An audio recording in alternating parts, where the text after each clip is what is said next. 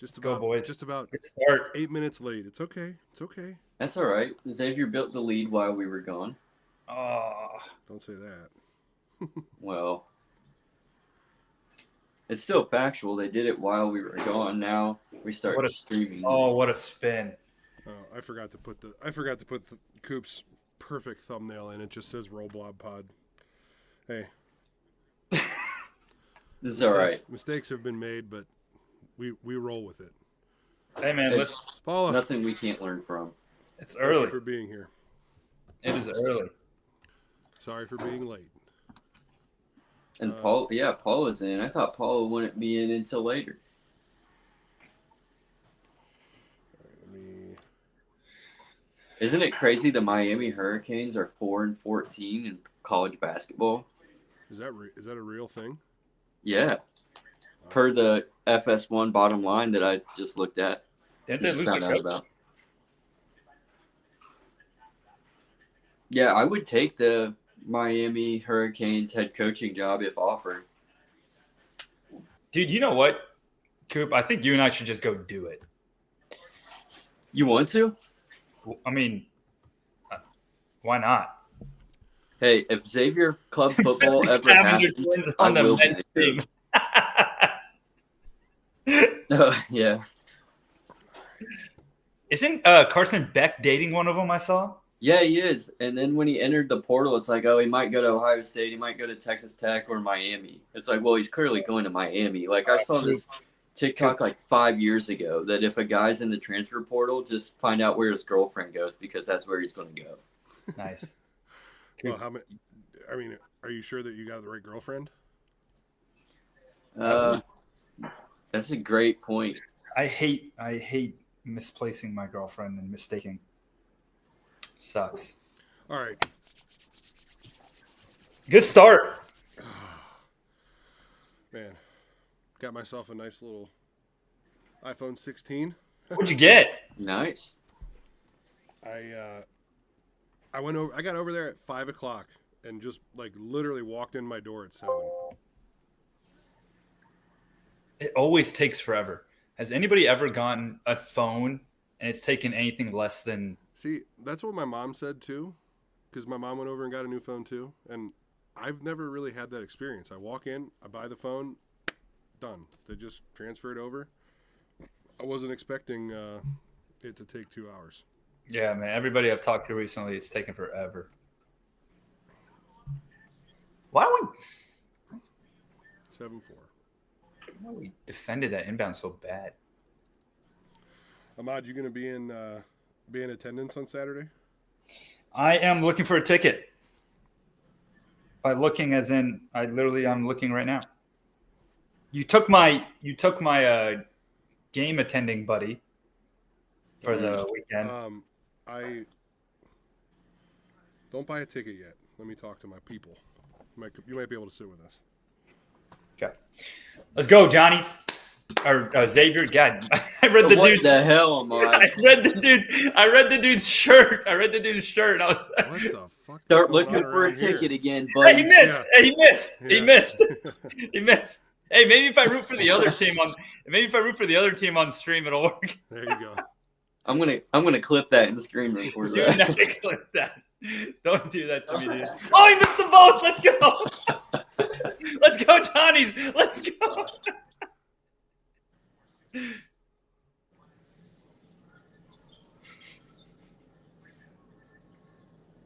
That's a foul. Come on. Dude, the college basketball video game would be lovely.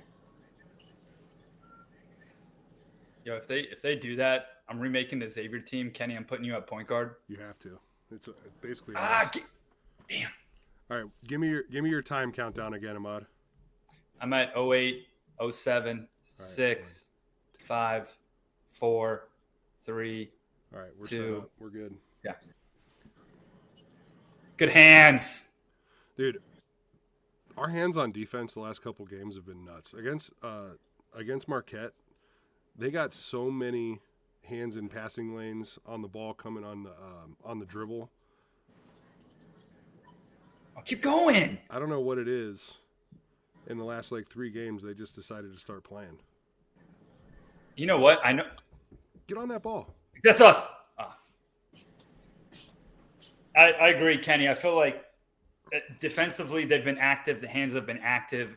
Now, offensively, I understand it took some games to gel, but defensively, why does it take – it shouldn't take long to play hard defense, in my opinion. Or am I wrong? No, that should be the first thing that you have. Yeah, I feel like the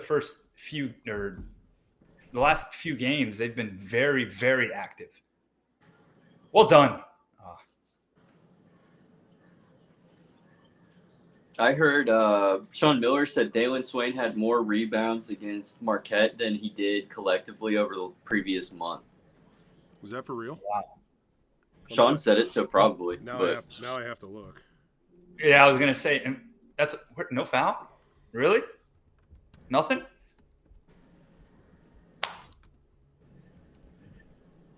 I was gonna say offensive rebounds make sense. Because I was like, what? He only had 5 rebounds all month? Maybe. Hey, the way we played like the last few weeks, probably. Yeah, that's probably true. Speaking of offensive rebounds, St. John's, I think, leads the Big East in offensive rebounds, so that's great news. Oh, wow. They're just so long and athletic. Yeah, the announcer at the beginning of the game came on and said Xavier won the first matchup against St. John's. This is why you maybe guys should be ever. Watching, yeah, right. This is why you guys should be watching the Roll Blob podcast. Not. Oh my God! How many call it illegal? off. Is that a legal screen? Dude, how far is Patino going to walk on the court? Oh, he checked himself in. He's gonna play. Oh my God! We average what two or like 2.2 illegal screens a game, I think. Yeah. They go wrong. Foul. He's laying Oh. on. So he had 6 offensive rebounds against Marquette. Wow. That's crazy. Jack, did you watch that game last night? I needed some happiness, so I just watched a UC basketball game. What happened? I didn't watch any of it and haven't heard about any They of were it. just totally I know the score does not indicate how much Texas Tech was in control. It's all right. Mm. It's fine. Thank you. Love you. Love you.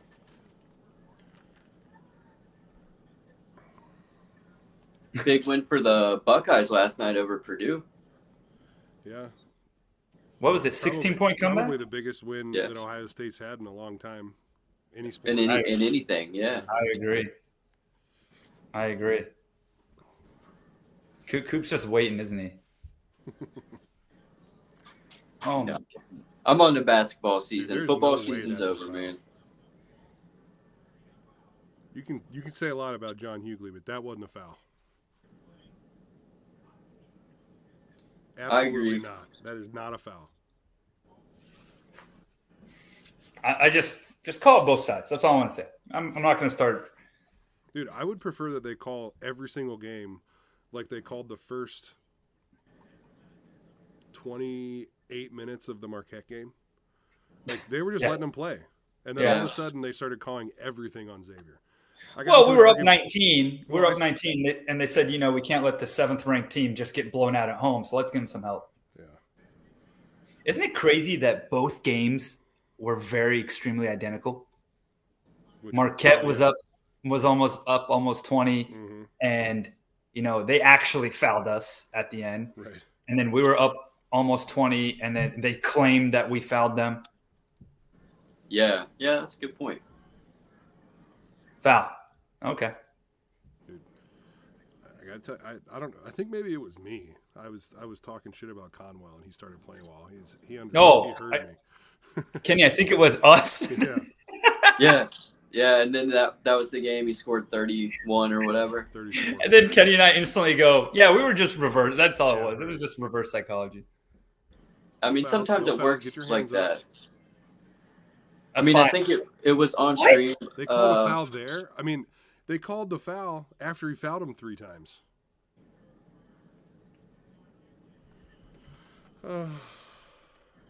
So when Conwell drove, guy puts his hands down, right? Goes into his chest, so the guy's arms go down. That's no a foul. That's a foul. That's not a foul.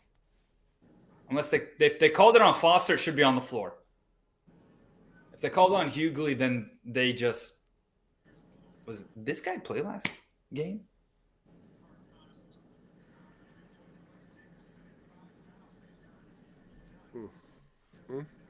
I just want to know who they called that foul on.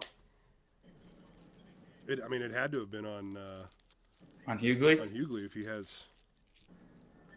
he got an and one. Coop, do you have the live stats up? I'm about to. Oh yeah, a foul! Nice. I love it. I love it. Oh man. Wow.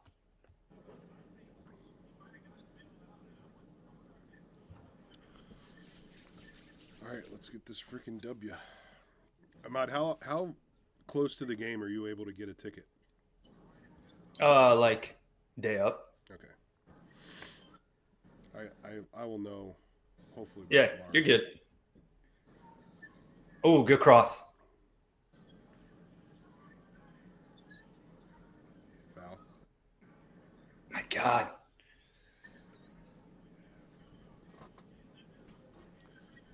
Were any of you watching the very beginning when the court looked extremely bright? No, I turned the game on. It was 2-0 St. John's.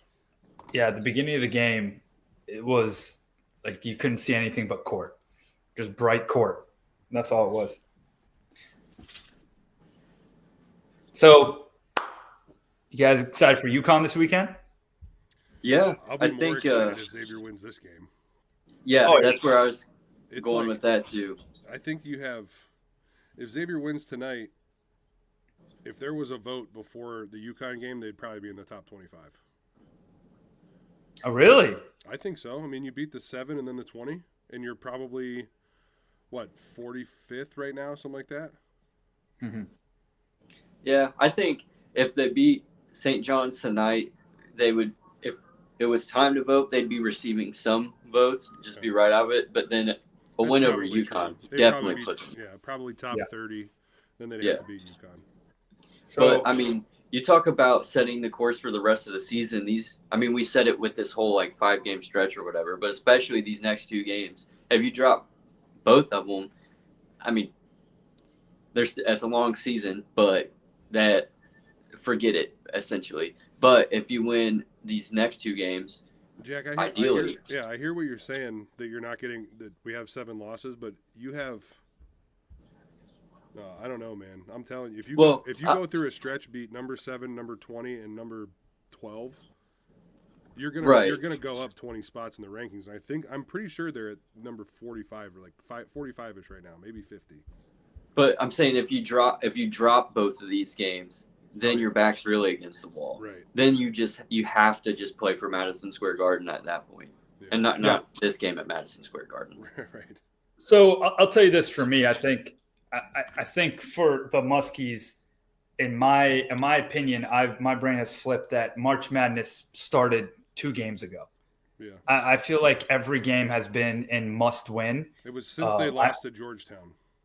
Since the loss to Georgetown, since we had that stretch when we lost 4 of our last 5 or something like that, or 5 of our last 7. Yeah. I felt like every game was must win.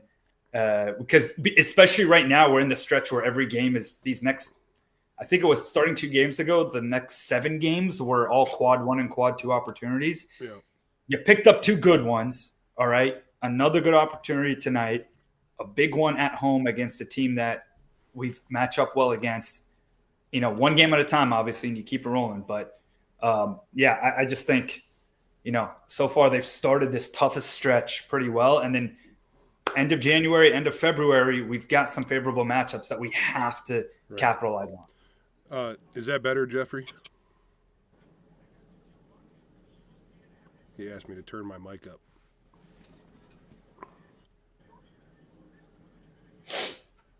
No problem, bruh. I love the black unis on the road. The black uniforms are so much better than the navy ones, in my opinion. Oh, I love them. I never got to wear black uniforms.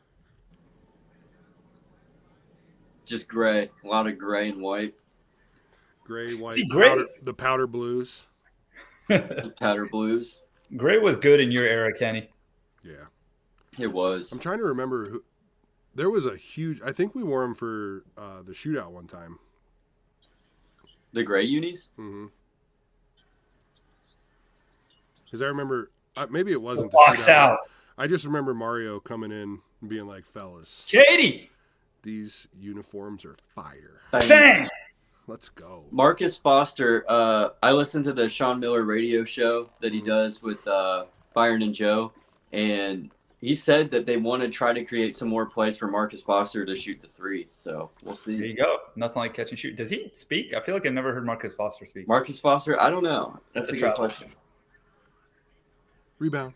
They're fighting. Oh, yes, let's go. Get out. That's so fast. No, they called it a jump ball. That's so fast.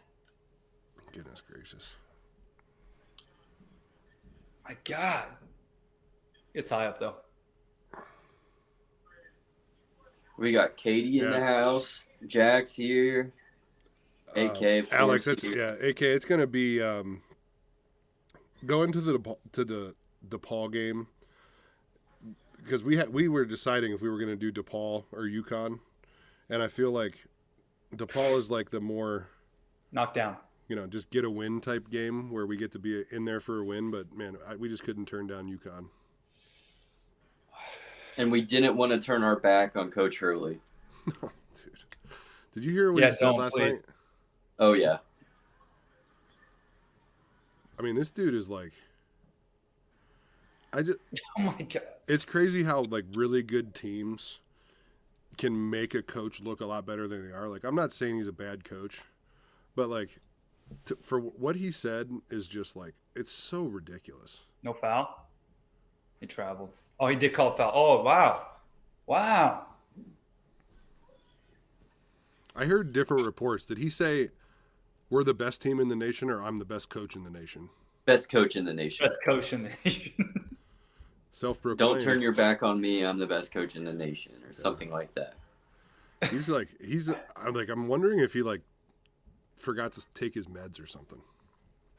I don't know, man. He's because he's crazier this year. I mean, let me ask you this it is. though: if you're back-to-back champs, right? I mean, you can talk your shit for sure, but I mean, like, I just don't think that that's the way that you approach talking to the refs. I don't think that's what you should like. What's the ref going to say? Okay. Yeah. Like he's going to say okay. At that point, then Like, I'm looking at him saying, "So you want me to give you bad calls because you're the back-to-back champ?" Okay. But then, did you see? Later what what he said, I think in his presser is, why don't you spotlight other coaches that also, also act out and like he knows he like freaks out and all that stuff. He's like, why don't you highlight other coaches as well? Because nobody's like him. Nobody does it to that extent. People, dude, he looks at refs like he's gonna kill him after the game. There's a difference between like when Miller goes after a ref. That's not a foul. No. Sorry, Kenny. No, but Miller goes after a ref. He's just like he's talking to him, and maybe he's screaming at him, but he's not looking at him like he's a subhuman. Yeah, I mean, listen, I watched. We all watch a lot of. Too late. We all watch a lot of college games, and I honestly, the way Hurley does it, there's a way that I think you approach the body language is a big deal, right? And I get it. I guess he's earned the right to act a certain way because clearly he doesn't get teed up enough, in my opinion. He looks like Leonardo DiCaprio in Wolf of Wall Street, like that level of crazy. Without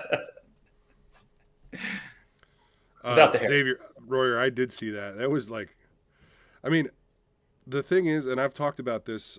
I talked about this on the Field of 68 too. I don't necessarily disagree with his message.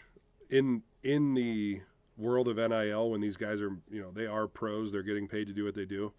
But like, then he starts talking about like, I got almost 500 wins. It's like, dude, like we can deal with that part.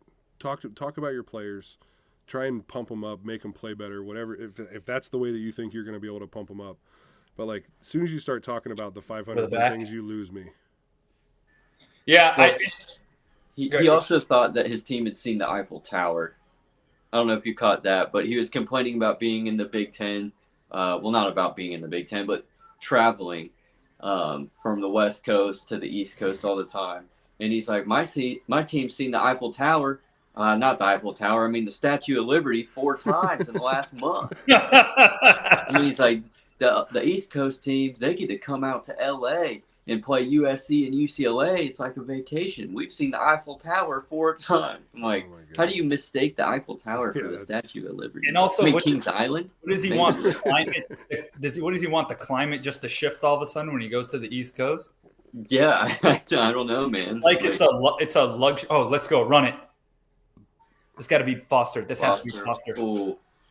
Got it back. That's fine. Make up up in the corner. Get it back to him. Oh man. You got to just throw that ball. Bang. Oh yes. Wow. Oh, yes. Wow. Oh, easy, yes. Kenny. Easy, Kenny. Yeah. I didn't see Matt's that, Matt. point, what happened? To Matt's point, what happened there? I didn't see. So he was barking at the whole Marquette team, but they said Dante did also. Like someone said something to Dante, I think, and he was just getting his back. Who knows, man? Maybe it just had to be just some sort of, I don't know, talking. I think that's it. But why will they not call fouls on Dalen Swain? Yeah. Or for Dalen Swain? I'm going to tell you, I don't know who the hell this number 3 is on our team those last 3 games, but I like it. Yeah. He's grown up, man. This is the Dalen. I forgot. Somebody said it the other day. He's like the youngest sophomore or one of the youngest sophomores he's in 19. the league. Yeah. In the whatever. College. Dalen Swain already has 6 points and 3 assists. But he's been like on that baseline 3 on rebounds. offense. He's just been attacking the baseline every rebound, offensive rebound. He's just been down there. He's caught it like 4, 5, 6 times in the paint so far. Swain train. I mean, hey, Jack, I think just for the memes, you got to put like Colbert in there or something. Or Colbert. Royer, I'm with you. The Xavier all-white team. Royer, I'm with you. When I see Swain put his head down and cross and run, I'm just like, oh, God, please don't lose it.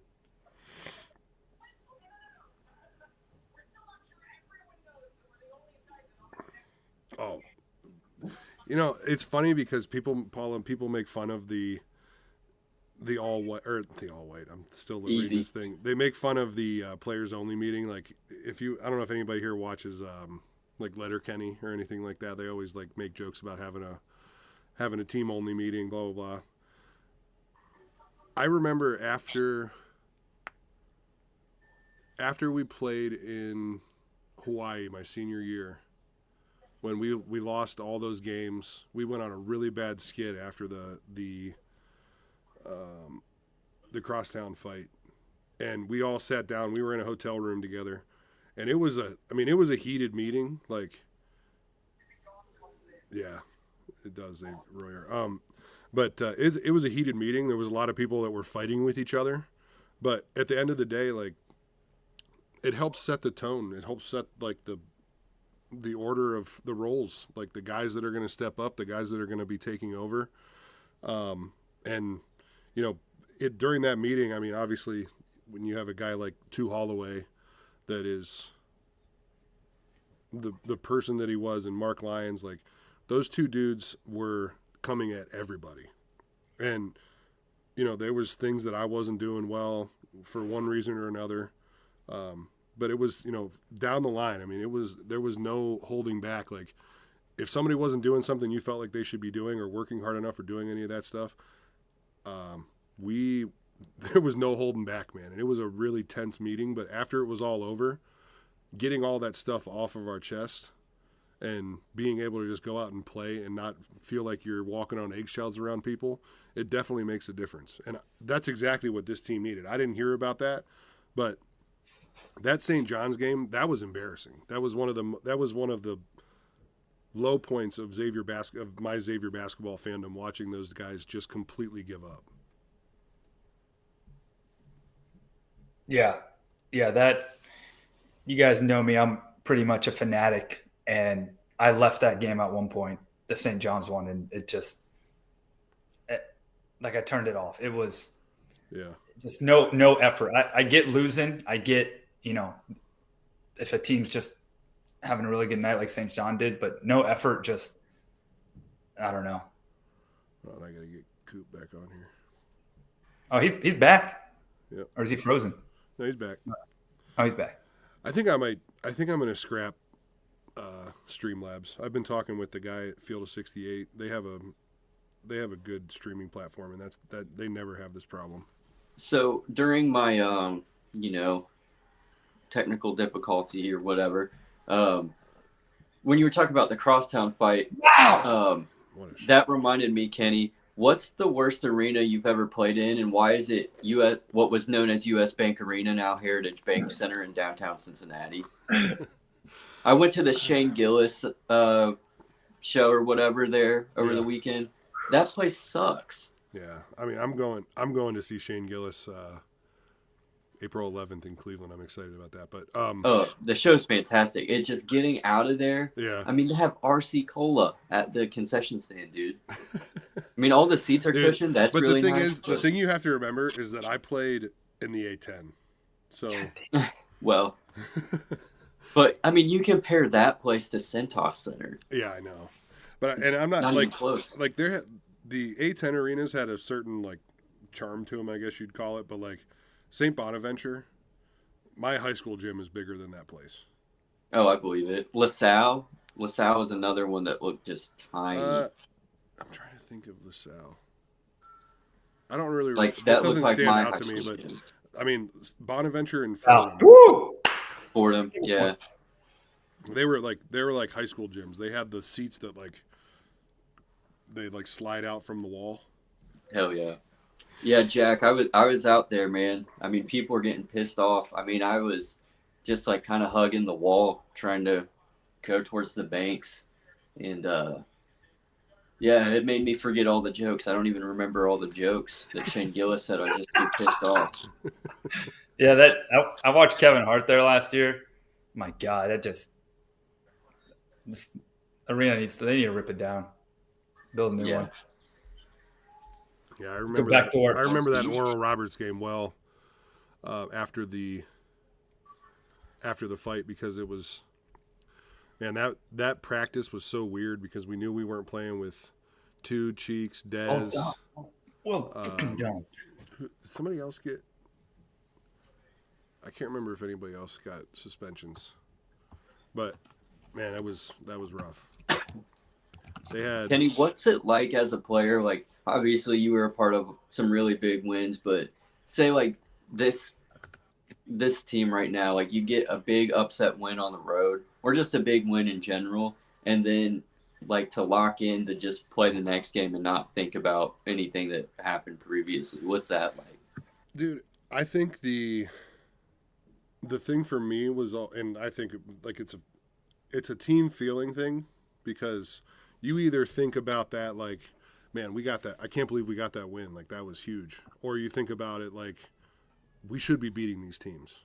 Like, let's the floodgates are open now. Let's keep going. And I think that you're seeing a lot of these guys play with a lot more confidence too. Yeah. I mean, at the beginning of the season, and Xavier's been a team that's been ranked at one point, so it's not like come on that they pulled that off, but yeah. Dalen Swain, 8 points. It would be a huge. It would be difficult to be ranked in this travel year, in the next couple weeks. But I'm telling you, If you go on the road to Marquette and win right after beating Villanova, go on the road to Marquette to win, go on the road to St. John's and win, and then beat UConn at home, I would be shocked if we're not at least in the conversation. I mean, I think conversation for sure. The only thing that makes me think, like, yeah, they'll have the most losses out of anyone in that group. But if they're 25th, I mean, like, Louisville's at the bottom. They have 5 losses. I can't remember who's at the very tail end of the top 25. But I feel like some of those wins would kind of offset some of those losses. But at least they would be receiving votes and that's a foul. Well done. Would get themselves out of the next 4 out bracket and farther into the last 4 in or something like that. Man.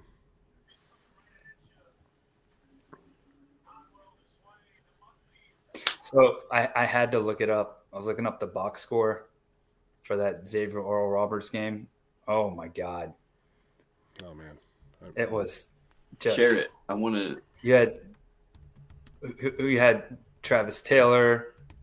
Was that in 2012 or 13? That was 2011. Or 2011 or 12. Travis Taylor, Kenny was there, D. Davis, Redford. You had Griffin McKenzie got 5 minutes. Wow. Yeah, that was a rough one. My God, 3 guys off the bench. How'd Kenny do? Not good. You remember Kenny? I knew I didn't play well. That Kenny, game, they had Kenny had no personal fouls. Every single time I got the ball, they triple teamed me that game. Oh, really? Yeah. How was your eye feeling? Not great. I had stitches still. Yeah. I had stitches and a fracture in my orbital bone, and they were just like, "You're good." I mean, how bad? Like, have you ever experienced any physical pain worse than that? Yeah, when I got punched in my other eye in high school. Oh, okay. So it wasn't that bad then. You're like, oh, I'm used to it. Yeah. Are you left-eyed or right-eyed? Right-eyed. Yeah, I've told you guys my stories in that arena. I've never rewatched that fight. I don't know. I just hated it. Yeah. I just was like, screw this. Like, our guys were suspended. The mojo was bad for a long time. Oh, we made made Sweet 16, right, Kenny? I think still. Yeah. Made second weekend. But yeah, going to the tournament and making the Sweet 16 was like the lowest expectation for the teams when I was there. Yeah. And there's an argument because of our conference schedule. I mean, we were running 3 teams, but I don't know. We just had so much. We just had so much momentum going into the tournament because we were either playing in the Atlantic 10 championship game or winning it, and then we're playing our best basketball at that point, and then you go in and you're playing against. I mean, if we're getting a 4 or 5 seed, you're playing against I'm trying to think who the team was. Ahmad, you're going to know this. My freshman year, we played a green team. Oh, nice. You played a green team. We played a green team, and before the game, they were talking about, they did an interview with the team right after they got selected, and they were like, if there was a team that we wanted to play Xavier. We feel like we could match up with them well. And we went out on the court, and CJ Anderson – no, this was my freshman year, Paula. CJ Anderson walked out onto the court and was like – no, it was a small school. It had to have been early.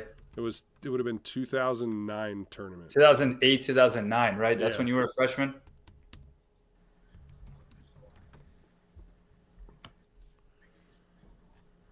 So not the Pittsburgh, not that season then. That would have been that season in the Sweet 16. Portland State. You played Portland State? Portland State. We beat them 77-59. And we walked out on the court, and CJ Anderson was standing at half court during warm-ups. And he was basically just saying, you guys asked for this. Wow.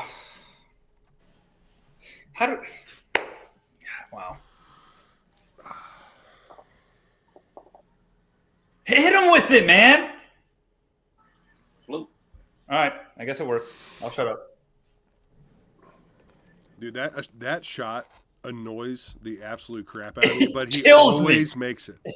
oh, there we go. Good hand. Should be and one, maybe? Should be. Oh my God. That's got to be intentional. Wait, what? That's got to be an intent. What That's do you mean? intentional. Excuse me. Of course it's, what's his name? Charge O'Connell. Yeah. What's that guy's name? Yep. And he stepped out of bounds when he was saved the ball. way out of bounds. Come on, man. That is. And then they're not even gonna call the under the age of 65. I'm sorry. I'm sorry for anybody if that's on stream that's older than 65. But this is just. Well, you didn't say viewers aren't allowed to be 65. God, come on! Like, there's being bad, and there's being that shouldn't be employed. Did you see on Twitter? I was talking to that Marquette fan about fouls in the game, and he was like, "I don't know what you're whining about. The fouls were 11-11 or 11-11 or something in the second half." I'm like, dude, if all you're doing is counting up fouls, but to see if the game was officiated correctly, like, you clearly don't know basketball. Yeah. Yeah. Not all fouls are created equally. Yeah.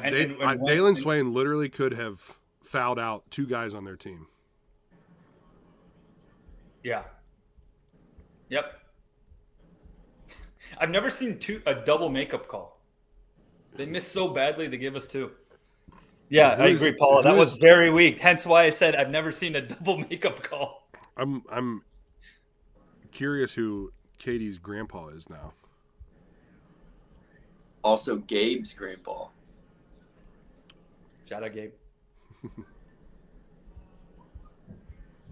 Hey, Kenny, you mentioned C.J. Anderson. You talked to him lately? Yeah, I have actually. He will be joining the Roll Blob boys on Saturday at the UConn game for our podcast. That's gonna be fun. Oh yeah. We need some good. You guys need some good CJ clips.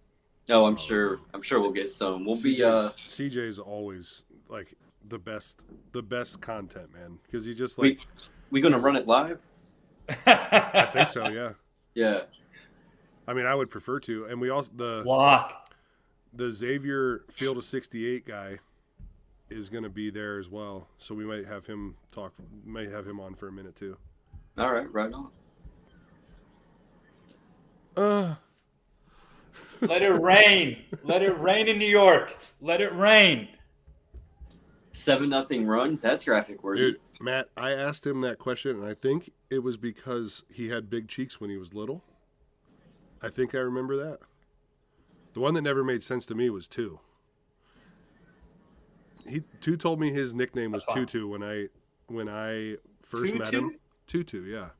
Tutu Holloway. That's what people called him. And I was like, the very first time I met him and he told me that, I thought he was messing with me. I was like, all right.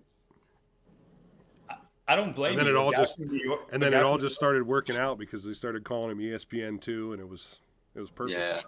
Yeah. And then then his freaking numbers are in the rafters now, so you can call himself whatever he wants. That's off. Oh God, watch your head. Wow, yeah, must be windy there. Yeah, watch your head. I wonder if they got the storm that we did. A red storm. Father There Graham. you go. Father Graham was the best. I think one of my favorite things about going to a game was the Father Graham. Oh yeah. Chant in the second half. Mm-hmm. And we had the one time we were. It's bad. I think the statutes of limitations have passed. That's in New York. Yeah, the statute of limitations. Yeah. Me and Brad Redford were in the. Man, what do they even call it then? Yeah, McGiver, me too. I'm knocking right now. What was it called? The main area in campus where the bookstore was, Gallagher. Yes. They, me and Brad were walking out of getting Subway or something at the bottom floor, and Father Graham was all the way at the top having like a steak dinner with a bunch of people, and he just leans over the thing and just starts screaming at us from 3 floors up to come up and meet all the people that were up there. It was hysterical, nice. Man. Father and Graham I'm assuming he offered you also steak, right? I mean, allegedly. Oh, you got that. Oh, they call it foul. I love it. Hey, thoughts on Salisbury steak, chat? Do you not like Salisbury steak? Cap and I were just talking about Salisbury steak, and we agreed it's absolutely terrible. I don't think I've had Salisbury steak since I was in elementary school. I haven't either, and I remember having it probably twice in my life. And, I mean, I'll try most things twice, but it's so bad I never want to experience it again. Well, I mean, if that's how you feel about it, So, Ahmad, what is this Turkish restaurant? Oh, so Truva. It is. I always get the name mixed up with another one. Truva Turkish Kitchen. There's 2 locations. The one in Montgomery. So called them. I got it, and man, they got this big family style platter that they do. All types of lamb, kebab, rice, all types of meat that you need. The bread there is incredible. I'm telling you, the service is top notch. Nice. Like they are on it. Good people, excited. Really good people, good food. I'm excited to give it a try. Just show up hungry. That's all. Let me take care of everything else. I'll be hungry. I'm gonna get a nice night's sleep on that couch that Coop's sitting on right now. Did you see what I don't know if I sent it in the group chat or just straight to you. I got my measuring tape measured out 7 feet because I'm like, let me just make sure Kenny's gonna fit in my house. Yeah. But you will. Good, perfect. Oh, and I got us a good treat. I was gonna leave it as a surprise, but I think I'm gonna have one right now. I'll be right back. Uh-oh. I know exactly what it is. Uh-oh. Oh, yeah. Yes. I was going to ask if anyone could guess before he pulled it out. Oh, absolutely. That box is going to be gone. Ah, shoot. Rebound the ball. Dude, can we get the ball back, please? Good switches. I had a feeling that was coming. There's no way. I had a feeling that was coming. I'll tell you this, St. John's, that ball whips around fast. Man, yeah, he got it. Yeah, he did. Think about all the talk that we had before the season started about the lineup that we wanted to see. I mean, first of all, I was completely wrong about Hughley. But Dalen Swain at the 4, that dude's a problem for 4 men. Yeah. Yeah. I think the one thing I've seen him do twice so far is catch it top of the key, like top near the elbow, and just go. He does. I know he does one in and out move, but then he goes. Mm-hmm. If he can get that working consistently and just knows to explode and get to the back, he's going to get a lot of potential and ones moving forward, especially next year if he works on it over the summer. Let's see what we got here. Oh, that's a bucket. Oh, man. No foul? Dude. Hey, 10-point lead against number 20 on the road at halftime. We'll take it. 40 points against a pretty solid defensive team at that. Yes. God. Get probably the worst 3. Anyways, all right. That was a foul. Yeah.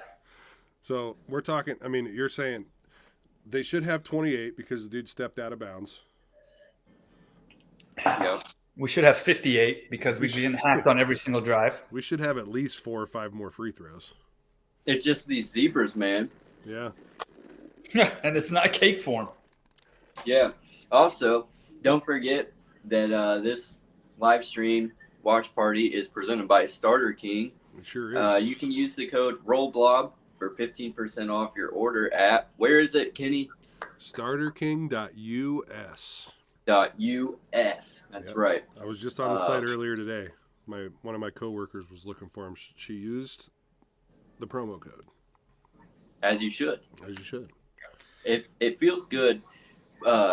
Kenny and Mon, don't you guys just feel different knowing that you're associated with a brand that has a promo code? Yeah. Yeah, I do. Gives me a good, warm, fuzzy feeling. Brian, did you like them? Matt, I am a part owner and operator of a home healthcare company in New Philly. And he does the Field of 68 podcast and talks about national basketball, which is something I wanted to ask you, Kenny. The SEC's loaded this year. Auburn, Tennessee, Kentucky, Florida, Alabama, Mississippi State, Texas A&M. Everybody's good, man. Yeah. But if there's a team that you feel like isn't getting as much national recognition for being a legitimate, like, Final Four type of team, who is it? Why is it the Houston Cougars? Houston's getting plenty of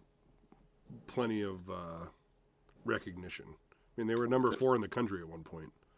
Yeah, but their games are on ESPN Plus, so it can't be that good. I mean, that's just the problem.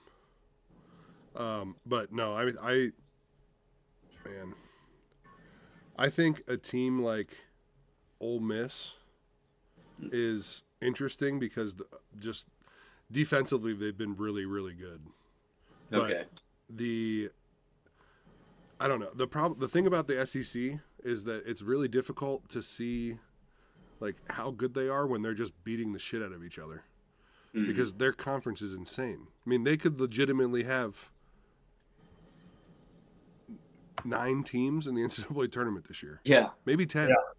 Yeah. And that's like, if you start looking at their records, they may not have great records, but it's because they're just cannibalizing each other in that conference.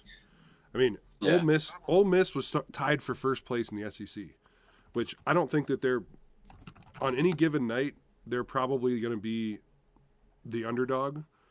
But with the way that they play defense, I think they're a sneaky team. And like the other team, and I know that it sucks to say this because Xavier played them and got their asses beat, but Michigan, and they're not in the SEC, but Michigan is another team that is like, it's an odd team.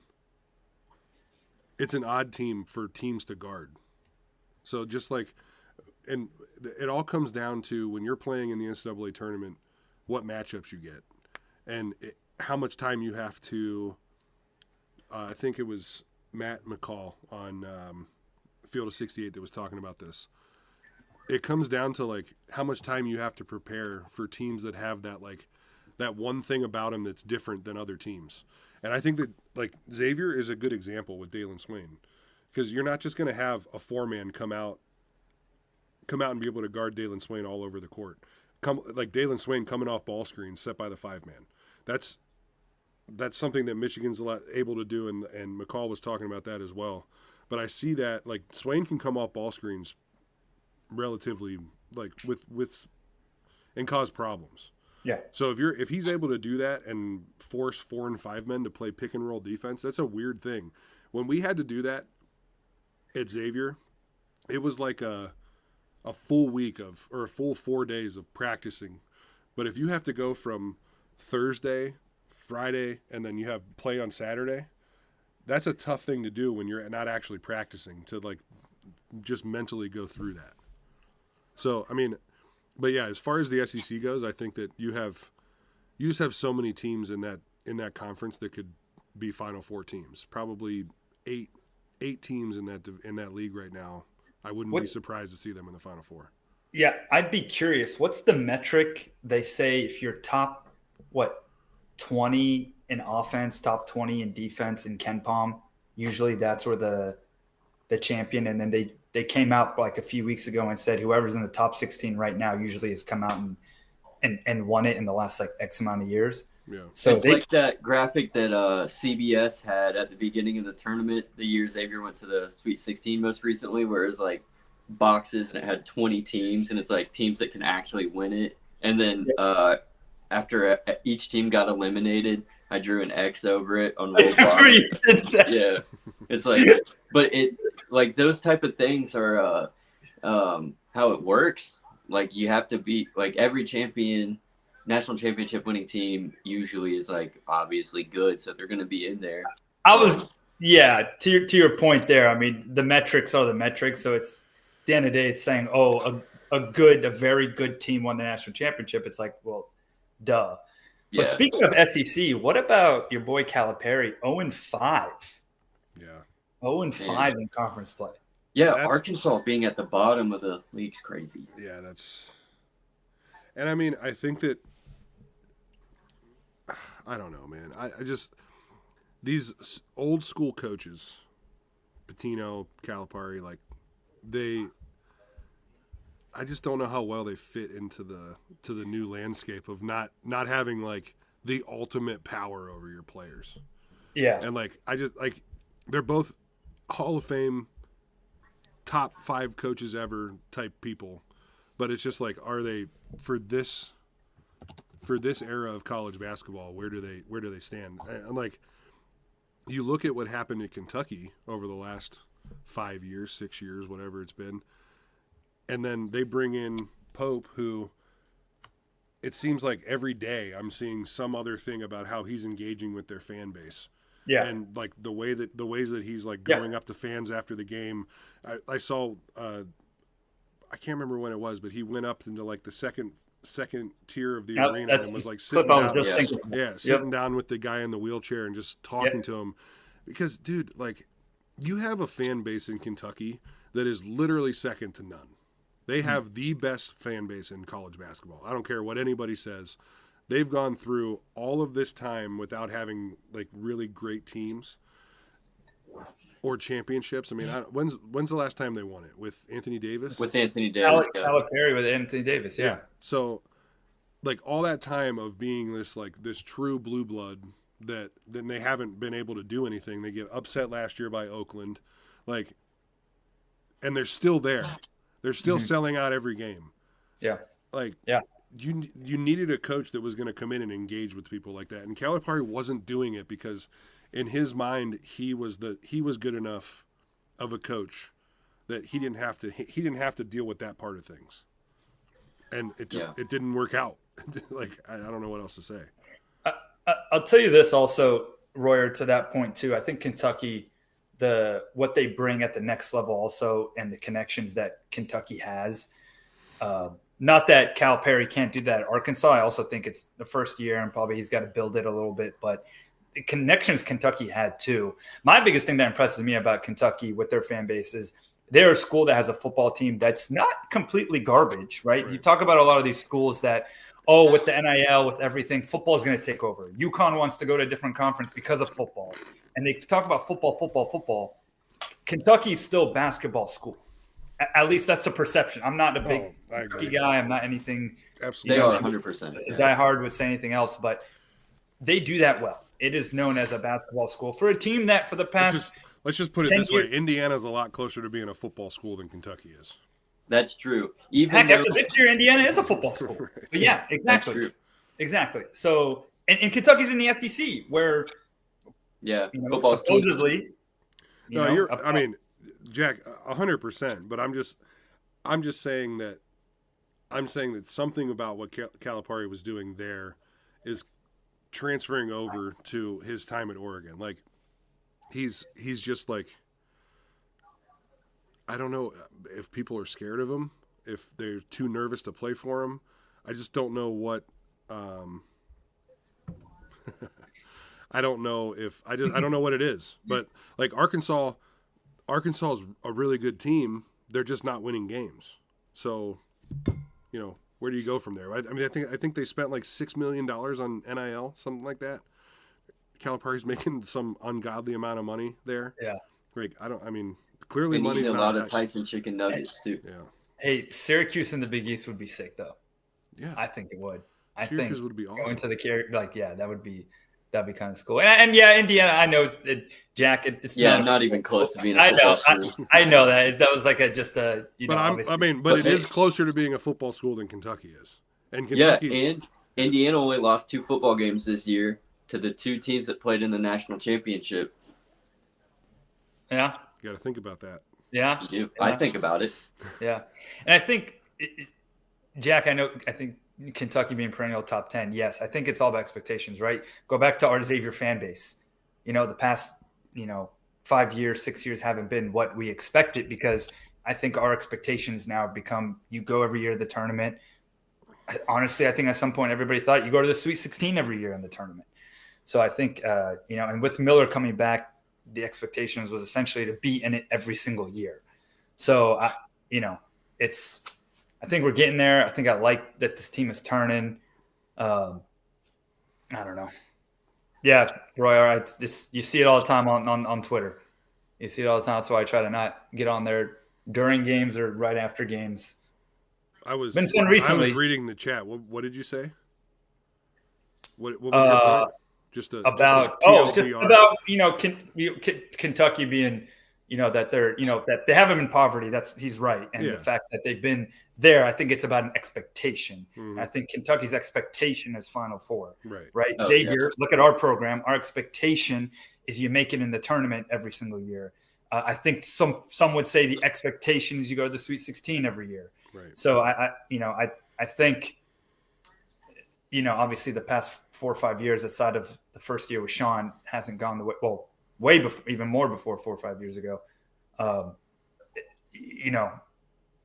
We want to get back, and we want to get back consistently. And I believe Sean is the guy to do it. I just think I also want some things to go our way a little bit. I think we need the injury bug to go away. Right. It's going to be interesting in the next couple of years, the way that college basketball changes. With revenue sharing and all of that stuff. I think that's going to be. I think it's going to change a lot for a lot of programs that are pushing towards football, and the schools that are focusing heavily on basketball for that revenue sharing are going to start to be more sought after jobs and schools, because you'll have more money at those schools for the basketball program. Like if UConn's going to, UConn football is not making money. UConn basketball is making money. So you're going to take some of Fenway Bowl, the Wasabi You're going to take Bowl. some of UConn's basketball money that they made and put it on the football team. I mean, I don't know, dude. It's just to me, it's like just stay in your lane. Why does everybody need a football team? Kenny, can you expand on that a little bit then? How do you envision it for the future for a school like Xavier that does not have football, and they push very hard with Xavier basketball, with the revenue sharing, what you can do with NIL and how it expands? Do you have, a vision that you see? I mean, it's so hard to tell, but I mean, and I don't know what Xavier, not including NIL, right? I don't know what their financial stuff is, but I know that when I was in school, Xavier basketball was making a lot of money.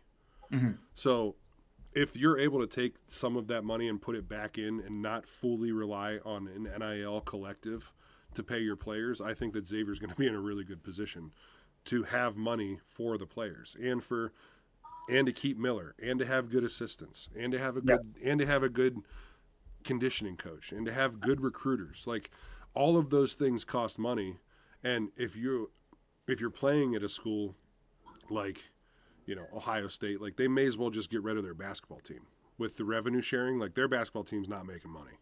Their football team is clearly making money.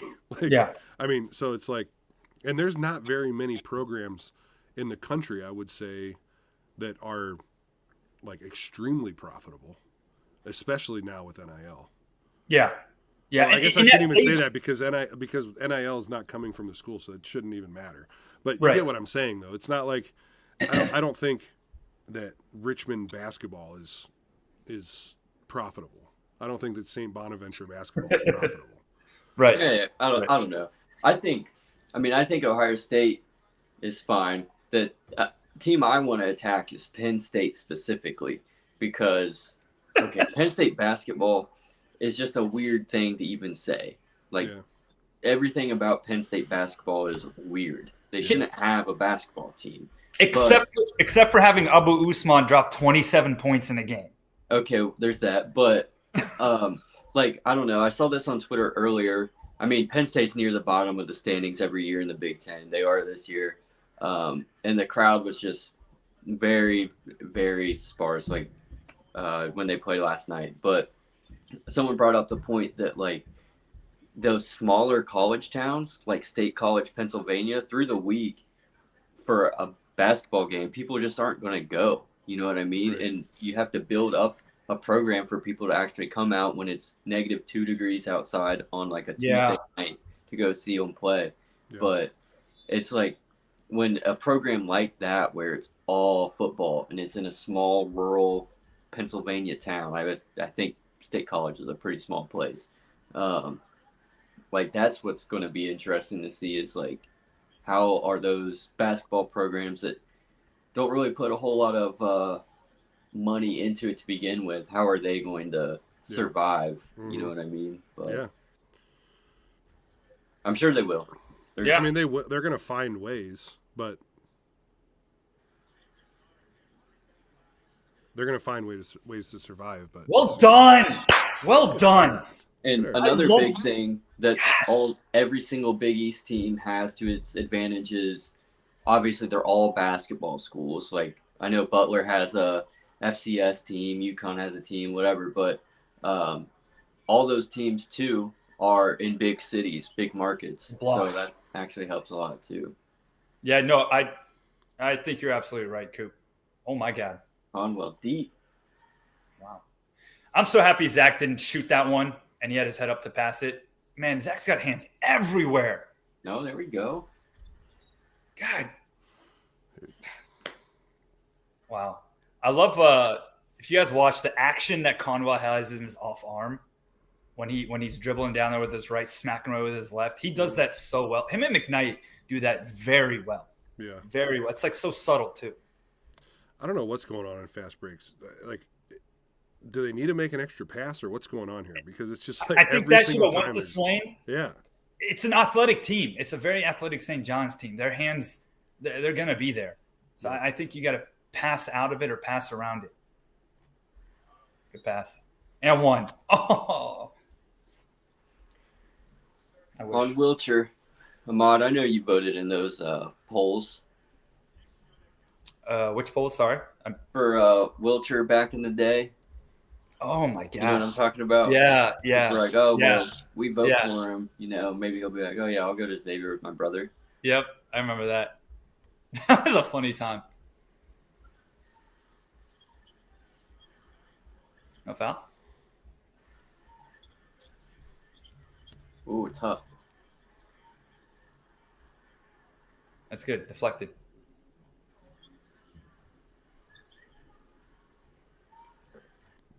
Reset. You don't have to force it. Reset.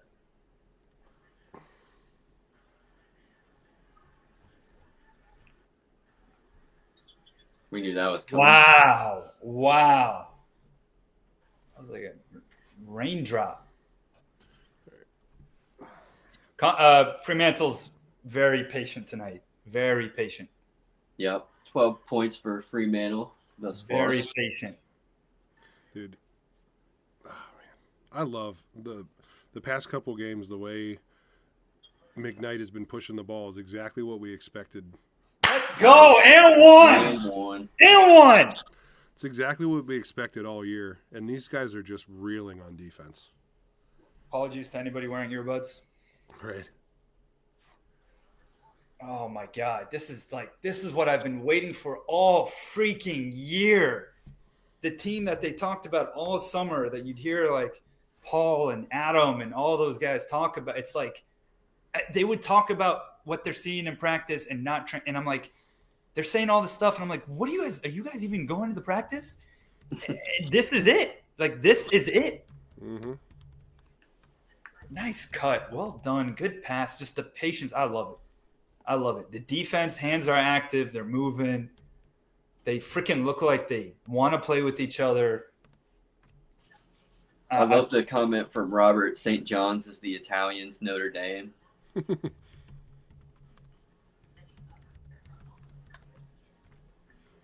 Paul, yeah. I mean, they are a very athletic team, Paul, and I just think the way you beat athleticism is patience and get the ball moving and cutting and make them have to think on every defensive play. But yes, we are getting mugged every single time. But what do you expect? Big East refs shouldn't be employed. Hey, we've already hit more threes this game than we did against Marquette. Doubled it, actually. Four threes so far, just two. See, I was getting worried, Coop, because I thought the formula was go 2 for 17, and apparently that's how you win games. So I was getting worried when we started to make more shots. Yeah. You did that in the first half. 10 for 10 free throws. 10 for 10. That's as good as you can get. Now, there should have been more free throw opportunities. So it isn't as good as it could have been. But you have to play what's the saying? You have to play the hand you're dealt. Yeah, that's it. Sorry I'm not responding to you guys. I have just got an email for work that I got to respond to. Yeah. Paul, you were right about the page. I mean, Paul, you were telling me that too when we were chatting. And I think it was just, for me, my biggest issue beginning of the year was the effort just didn't seem there. You know, that's one thing, playing well and, you know, being in a groove and all that stuff. But I think we did lack effort early on in November and December, you know, losing, but these guys are like going all in and going as hard as they can. I'm sure they are, I guess, again, speaking as a fan, felt like, you know, clearly they had to have a meeting, but this effort is tremendous. I mean, last 4 in. Wow. I'll take it. Yeah. What did they say? What I saw somebody was saying, you're in the conversation to be in the conversation, or whatever that saying goes. Yeah, I don't know what it is, but you know, last 4 in, first 4 in, whatever. All that matters is getting in. It doesn't really matter like how far you're in. I still think this team, you know, I'm happy that we're able to have this conversation, but they got to just keep showing the consistency. I mean, this is, you know. Yeah. And you got to finish games. I mean, last game taught me, I guess we need a 19-point lead to finish games. Well, basketball, as we say, is a game of runs. Like, we know St. John's is going to get themselves back into the game. Yep. 13-point game, like it's going to be cut to single digits, obviously, but it's just being able to, you know, just keep winning wars and finish the game. Foster 3. Damn. Man, it's just big time, is what it is. Yeah. 2 threes for Foster. Furman, stand up. Furman, yeah. He sets those puppies and let her rip. Apparently, Got good Jones form. didn't listen to the Sean Miller radio show when he said that they wanted him to shoot more threes.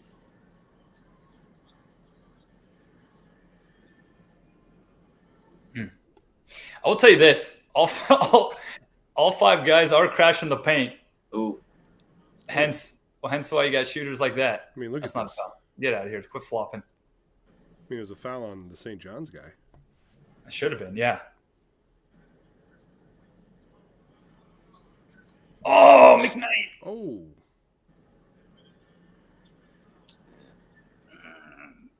That's why that missed catch was huge. Fremantle hitting that. Don't foul. Don't foul, Zach. Don't foul. Hand up, Swain.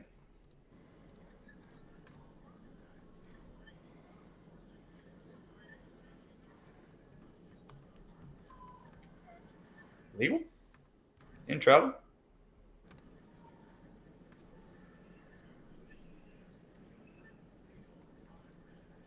Yeah, that was his first points of the game. Who's the guard for St. John's that's out? Davis or something? Devion Smith. Or Devion. That's what it was. There we go. He's hugging that. St. John's guy got smacked. Hope he's all right. He's loving that baseline, man. These backdoor cuts he's been doing recently, I freaking love it. Love it. 52-38. Under 16. McGiver, I wish they arrived December 14th too, because they gave me a bad birthday. So I'll tell you that much. But hey, Right. as we saw with Ohio State football, sometimes you can lose to your rival and win a national championship, and it doesn't even matter. Doesn't even matter. Doesn't even matter. Yeah. So I had because we got a timeout here. I had a lot of people, telling me they missed the old 4-team playoff because a random week 6 game versus who knows who loss could end your season. And they're like, yeah, like I missed that. Now that goes away. And I'm like, well, if you would have thought about the 4 teams this year, did you want to see per the rankings, did you want to see who was it? Oregon, Georgia, Notre Dame, and Texas. Arizona State or something like that? No, not even, because those were the first round buys. It would have been, Oregon, Georgia, Notre Dame, Texas. Pretty sure. But still, I think, college kids not being able to mess up a game. Yeah. I thought it was fun. I thought it was a fun game. More teams, more games for us to watch. And, I mean, the campus games, how cool were those? Like a snowy night game between Indiana and Notre Dame, like in-state foes.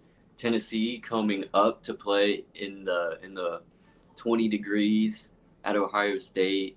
Yeah. That was so cool. Clemson going to Texas, just that kind of game at college stadiums was really cool. Coop, did you go? No, I didn't. I had a chance where I was proposed an offer to go to the Tennessee game, but I was in LA instead. Gotcha. Yeah, I heard from a lot of people that went to the home games that it was like the atmosphere was just different. I can imagine. It was just different. South Carolina, I think South Carolina has given us a couple good bumps this year. They had a ranked win earlier, or was Florida the ranked year earlier than year? I forget. But I think they are.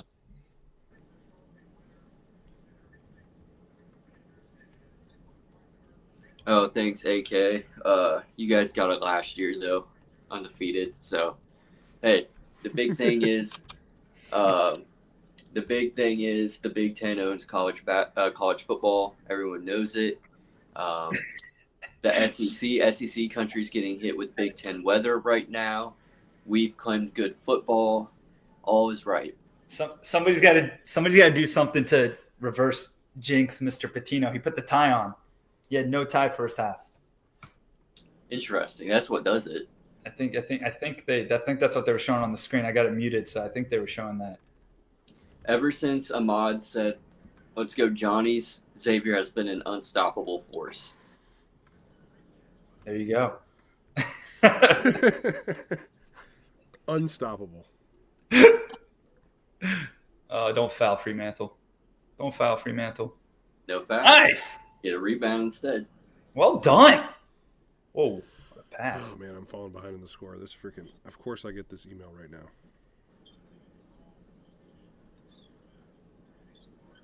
Right there. That freaking, he's hugging the base. Oh, okay. Nice defense. Wow. Jeez. All right. Nice. Good hands. Good. Oh, our ball. Let's go. That's our ball. That ain't our ball. That ain't our ball. That ain't our ball. Wow, very different Zach Fremantle. Agreeing with the referee, saying that's a good call. It was off of me.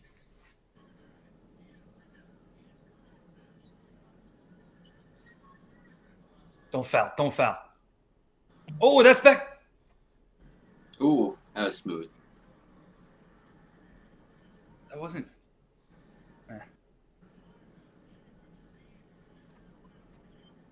I want to see more of this Dalen Swain just cutting and moving. Because they're not chasing. Yeah, they're gonna leave. There he goes. There he goes. He missed him, Jerome. No. No. He does that every game. For some reason, he wants to shoot a fadeaway every game. Hey, it's out of the way. Foul? Oh, Swain was pissed.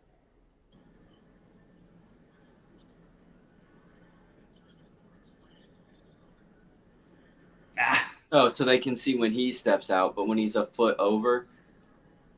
Well, I think that's the new rule. If your whole foot is out of bounds, it's not on the line. I think the call is only if it's on the line.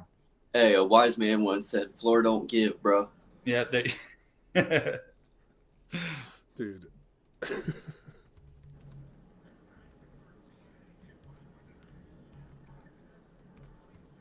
Sound like St. John's is just going to literally put their head down and just attack all game. Yep.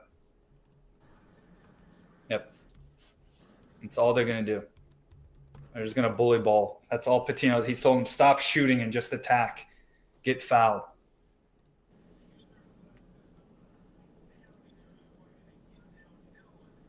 That's where I hope Sean's like in their ear saying, listen, if that's all they're going to do, watch for the shoulder, watch for the running back form.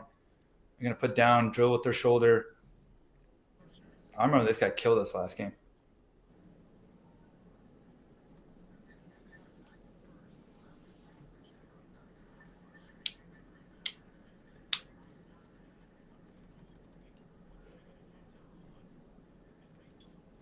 What's he barking at? You got the foul. What are you yelling at?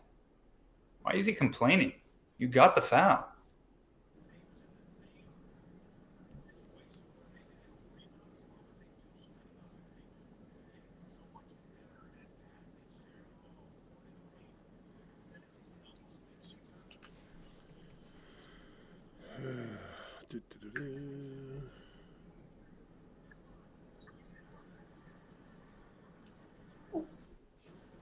All right, come on, boys.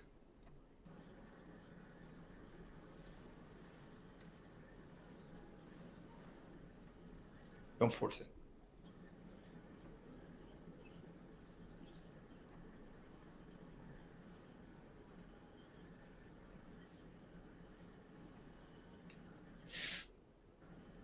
Swing.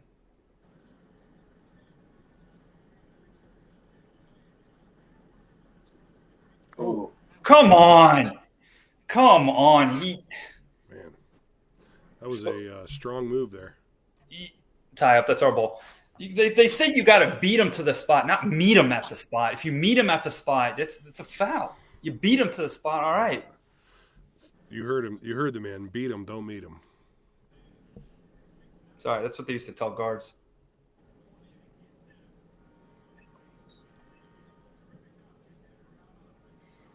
Ooh, a little Maddox.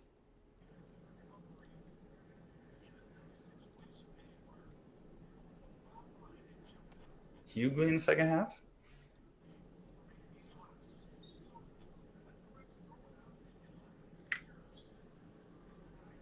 Foul. It's been 2.5 minutes since Xavier last scored. Missed the last 3 shots, I believe. Got 3 timeouts. Yeah, St. John's might has not turned be a up bad the, time to take one right here, right before the 12-minute timeout. Yeah, missed layup. St. John's has turned up the defense. I'll tell you that. Conwell got smacked. Oh, for the last 4. Hold on. That's not a Hughley. push off. That's not a push off though. When he went up to dunk it, used his off arm. That's good defense by Hughley though. You got to give him his credit where That's very good defense, but he also got shoved with the off arm. 6-0 run for St. John's. We knew they'd get back into it. That won't help. That definitely won't. Let it ride. That's our ball. What? No. Excuse me. Hey, Sean was right there. Let's see.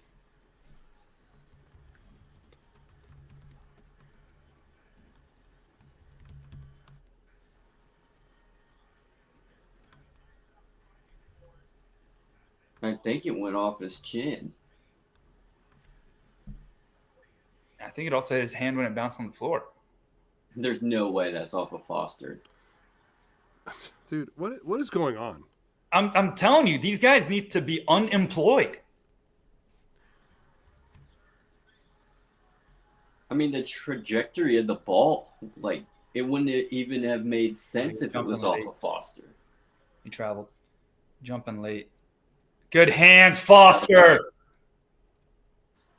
That's fine. That was. Get some points. Oh, shoot. Easy. If it works. Oh, my God. Oh, my God, Maddox.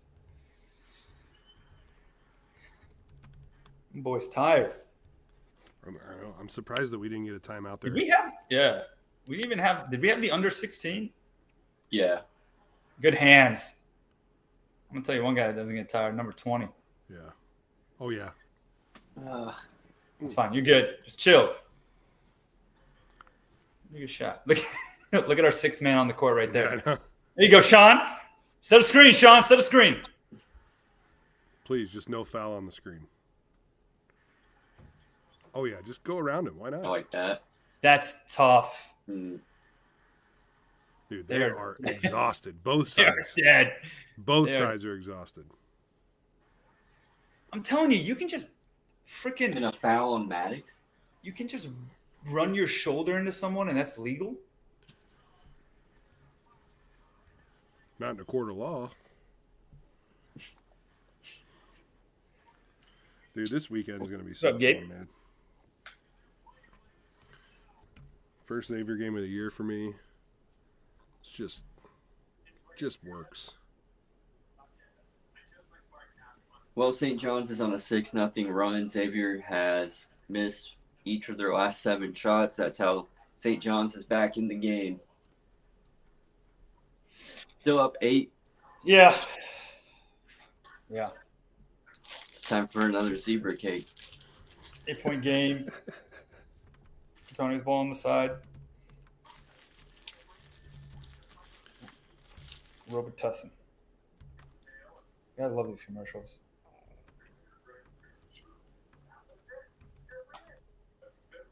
Coop, what's your go-to breakfast? What do you grab in the morning before you go, Coop? Is it a zebra cake or is it something healthier? I don't eat breakfast. A cup of coffee. 2 cups of coffee usually. That's it. Mm-hmm. Straight off rip. That's it. And Then I eat lunch and dinner. Yep. Yeah, we gotta get some buckets here. We gotta get it Fremantle back in there. We gotta get a shot. I will say this. I know we haven't had the last few go in, but we also haven't taken good ones. I didn't think that last one by McKnight was good either. We're missing guys cutting. I'm telling you, it's the tie. That's got to be it. Smart by Bettino. Hey, he's trying to tie the game. No. There you go. The threes have been fine. Mm-hmm. I just think.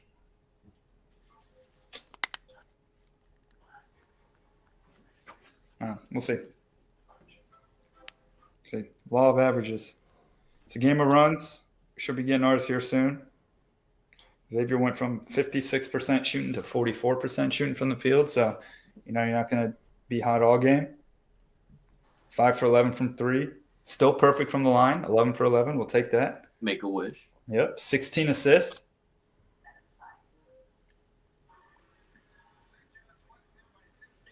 I'll take it.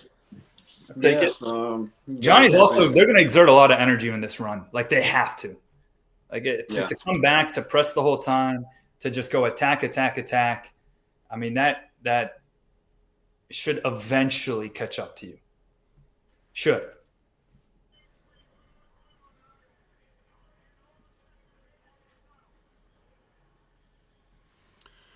Okay. Done with that. Sorry about that, fellas. Welcome back, Kenny Freeze. We're thinking about getting new insurance for our company, and I needed to fill out this freaking questionnaire.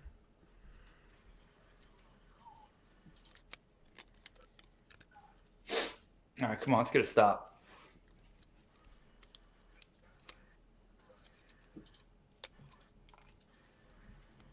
What did you say Xavier is from the 3-point line right now? 5 for 11. Oh, that's great.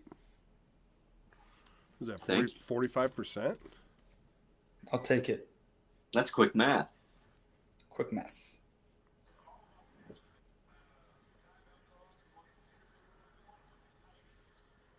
We got to follow. No. Dude, Fremantle must be... Oh, we lost. I understand that he got around him there, but he must be strong as hell. Like, the way that people bounce off him is wild. That's a foul. 2 hands on him. That's not a foul. Yeah.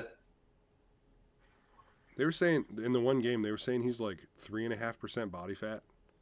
It's crazy. It's almost as good as me. Come on, Foster. 3%. Yes. There we go.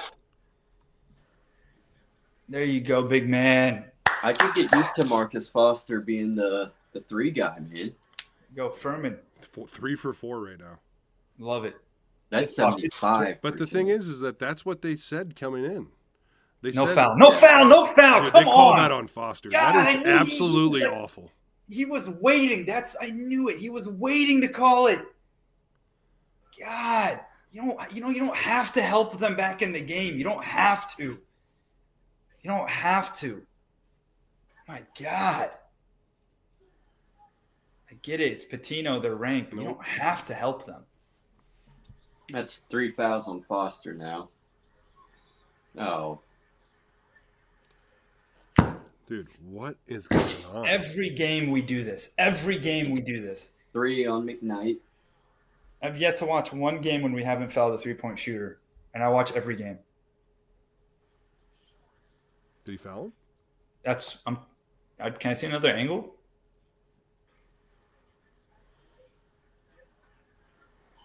I'm sure he fouled him. These refs are very, very good at their job, so I'm sure he fouled him, Kenny. Yeah. I mean, Paula, the sky's blue, Paula. We can't even get a replay here? Other than the one that's like eagle eye view, you can't tell what's going on?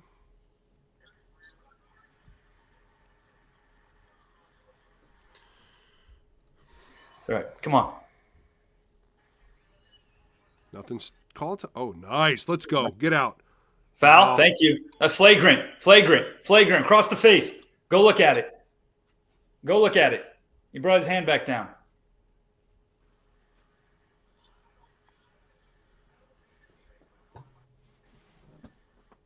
Yeah. Ooh. Go look at it. Elbow to the face. Go look at it. I mean, he was trying to, like, if he doesn't think that's a foul, he's insane. Yeah, no, that wasn't flagrant. It was just a foul. Please make it. Imagine. Nice. 7 of 13, boys. That's 55%. It was better than half, yeah. Love that. Now let's not foul a 3-point shooter. Well done. Point that way. There we go. Well done. Who was he throwing that ball to? I think he saw somebody. I think he saw one of the cameramen. Thought he was on the team. Could be. Well done. Yeah, I thought that was a kick too. Paula.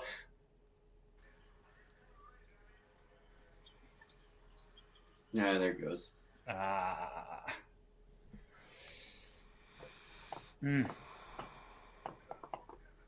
That dude doesn't even look like he's sweating. Sweating? Yeah. He's a freaking stallion. Yeah. I mean, he is 18 years old. Come on. Let's get a stop, boys. Let's get a stop.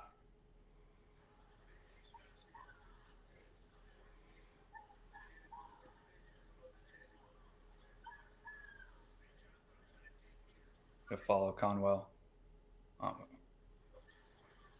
Just stay strong. A hook, maybe. Keep your hands out. No. Get up there, dude. Foul. Or don't. You know foul what? Him. Don't foul him. You know what? Don't foul him. Dad. Yeah. Kenny was like, just grab him. Just go let him freaking jump. Wait, what'd they call? Oh, it's our. Oh bad. no, they're just. I was like, what? Just rolled out of bounds. What's happening? Oh, dude, he was ready to get fouled. He was ready. Yeah. That's why he didn't finish. He was waiting to get hit. Hey, you know what? It's a young man's game. I do like this. Have Swain bring it up so their guards aren't. Yeah, I like that. Go down. Oh, spin right back at you. Oh no. Shit. Off his leg. Other way. Yep. These referees are amazing. We've been saying it all night. These guys are they know what they're doing. I like these guys. Wait, they changed the call. As soon as you give them a little bit of praise there. Wait, I want to know who changed the call. Not the because guy that the made referee the call. that ran and called it. The guy that made the and call. we can't even get a replay. Wait, the guy that ran down the court and made the call is the only guy that can see the call. Correct. Well.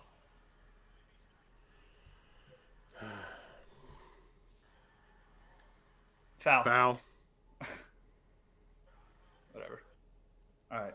I'm done with these refs. All right, come on. Hey, you know what? You got to make plays. Yep. Come on.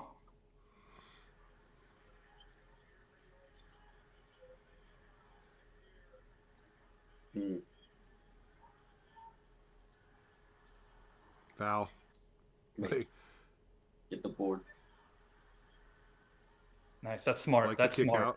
out. Yep. Okay. Ooh, easy. Foul. That's Goodness a foul. gracious, Come dude. on, man. Call the foul. Come on. Called.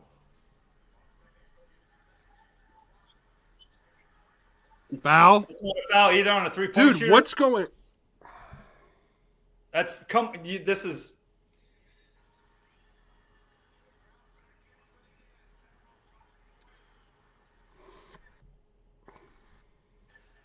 No. This dude literally just jumped. He tackled him. This tape needs to be sent in. This tape has to be sent into the. I don't know who you sent it into because the Big East officials, they think it's fine.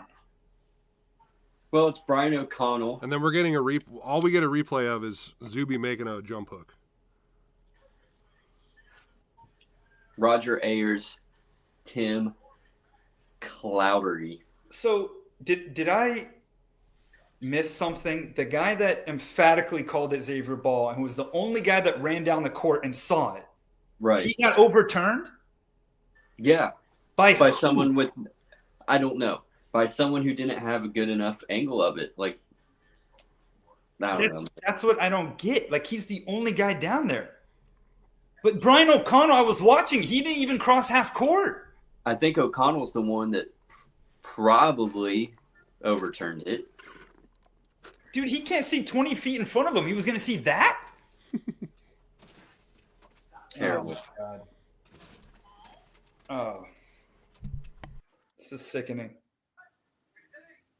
This is sickening. Like, you don't have to help other teams get back into games. You don't have to. Let them play. They have good players too. You don't have to help them get into a game. I understand he can overturn it. He's the head ref, but from what angle?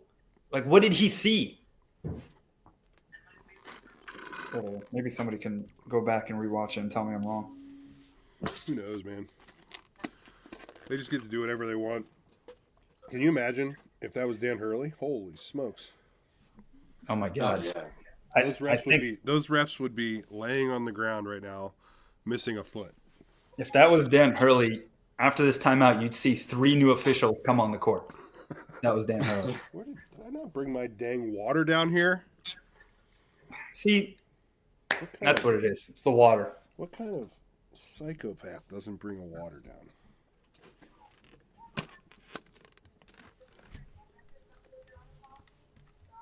Oh well.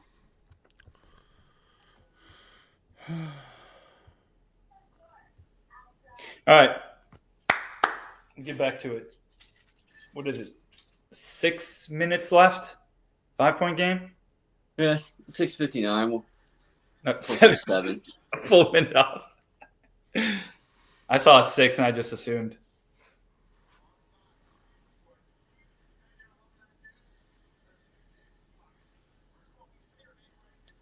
You know, one thing I have not done well this year that I did last year was follow women's college basketball.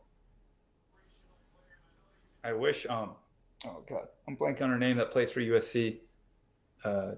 Cooper, Paula, if you can help me out. I wish she was on the East Coast time. She's incredible. USC? Man, I don't even know.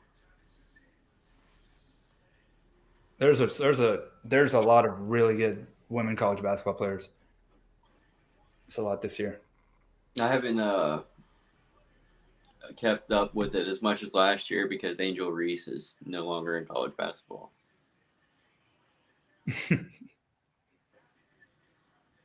Why is he red? Red Storm, man. He changes shades during the game. No, you're right. He is red.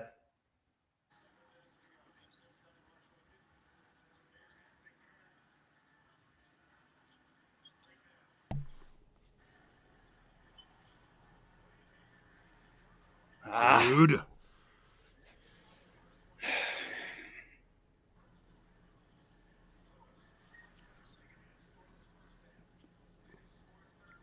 One possession game. Get out of here, man. Get out of here. Sidestep, fadeaway, jump shots. Get out of here. Xavier hasn't scored in 3 minutes. No foul. That's another foul. I mean, I don't understand. Like you're gonna get one of our guys hurt, man. Because they're just mugging them.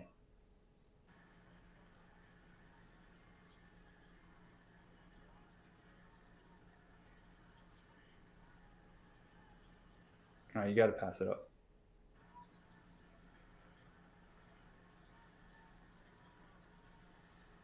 Oh, find Swain. There we go. I'm telling you, that baseline, that's his. Just keep cutting, Swain. Keep cutting. Good find, McKnight. Well done. It's a 3.5 minute scoring drought. Finally ends. 16 for Swain. I like it.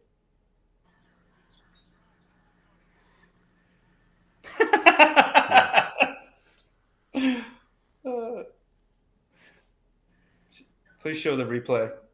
The guy went horizontal on his layup, and they gave him a foul. I really just want to put together clips of every single non-called foul in the last 6 minutes. Yeah.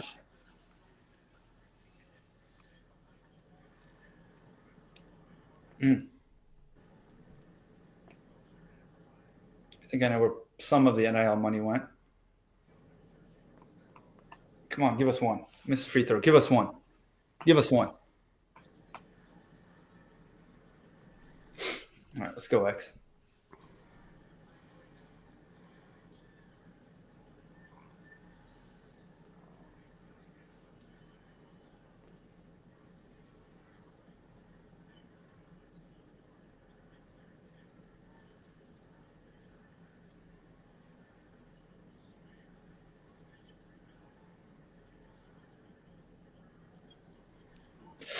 Dude. Really? What is going on?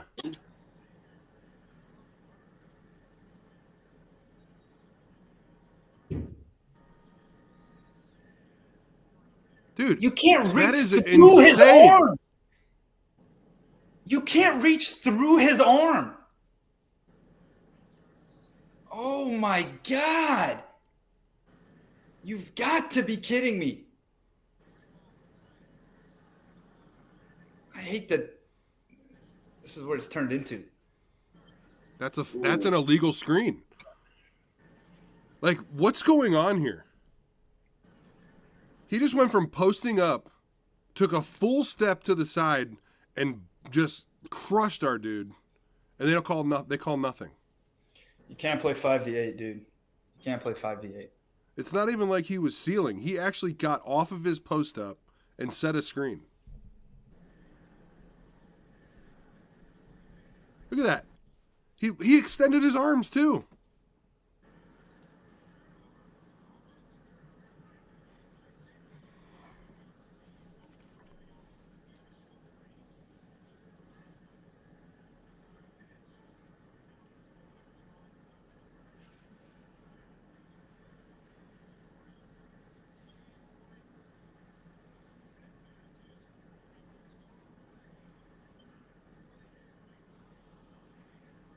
Yeah, they called a foul.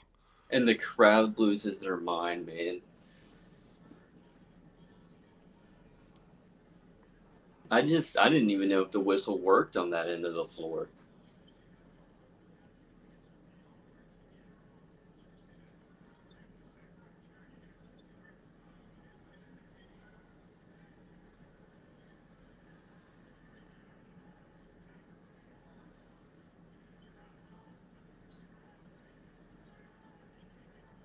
Shot clock at 4.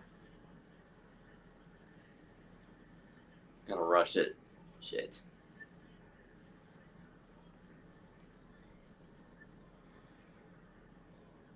What? What? What is going on here, dude? They've literally just stopped calling fouls. Well,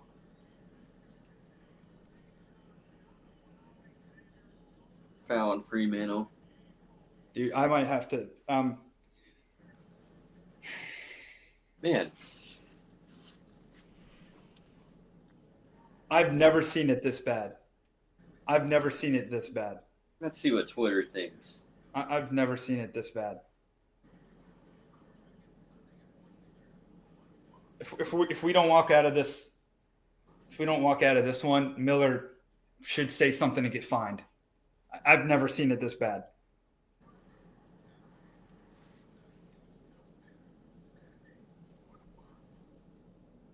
Wow. You know, I'm not even tweeting about it. I am. Yeah, I just saw the replay of the one where O'Connell overturned it. Yeah, it's he was like not even across half court. He was not across half court. Yeah.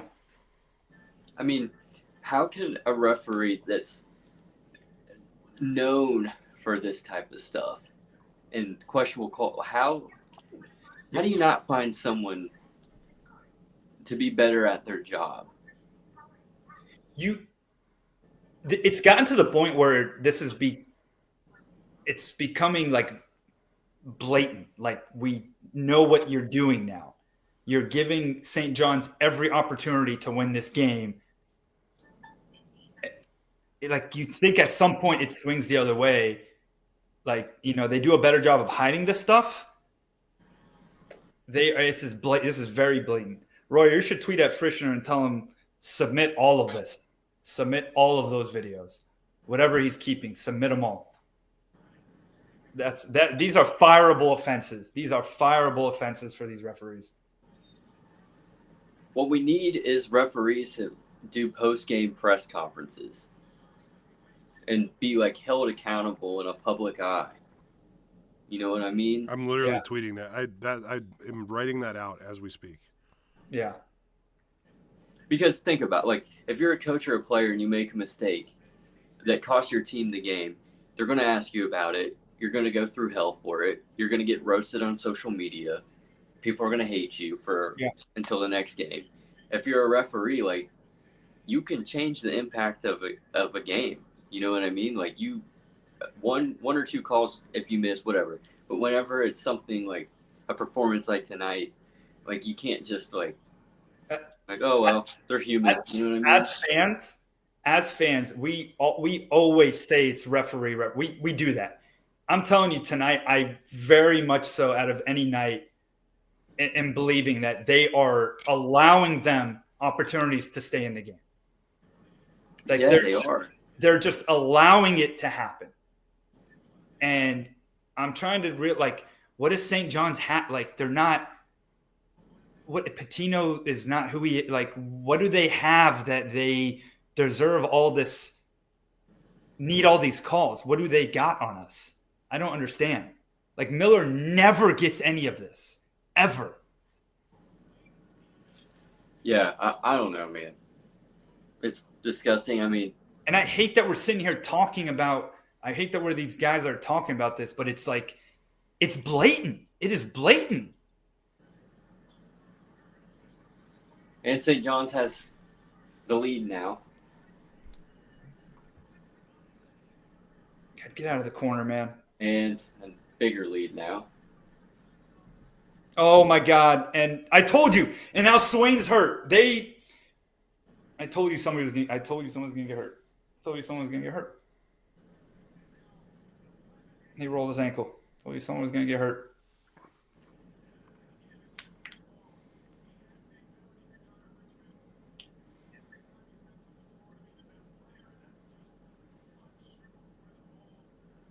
He straight up shoved him. Straight up shoved him.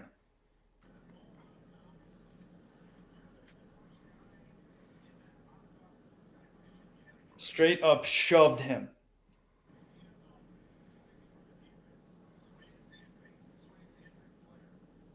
This is a dirty basketball team, St. John. I don't care. I'm saying it. I don't care. I don't care. Oh. That is not good. That's bad.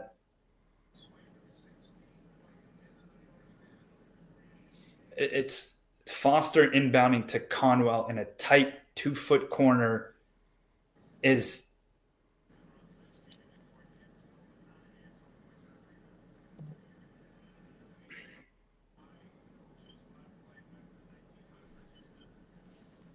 what's O'Connell doing in the huddle? You telling him what you're going to call next? You telling him what you're going to help him out with next? What are you doing in the huddle? Paul is right. Kenny, it does say Georgetown on our score graphic. Oh, yeah. Nice. I don't know how none of us caught that. That's hilarious. That's just what we do around here. No foul, huh?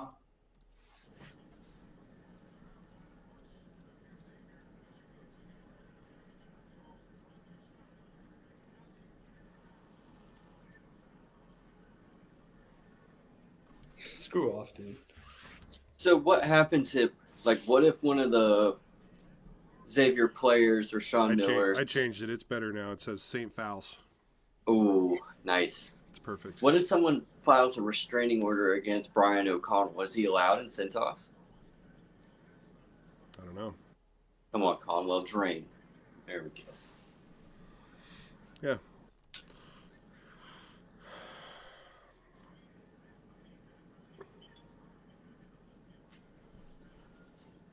Here comes a put your shoulder down and run like you're trying to pick up a first down play.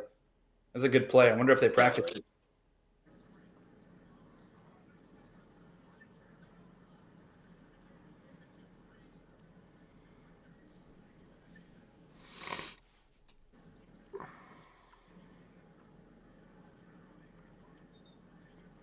Foul. Okay. If they actually start calling him, we're going to be in the double bonus before the end of the game. If they called these correctly, we would be in the triple bonus. That's true. It's 1-1 right. Oh, the graphic switch quick. Yeah, you're right, Royer.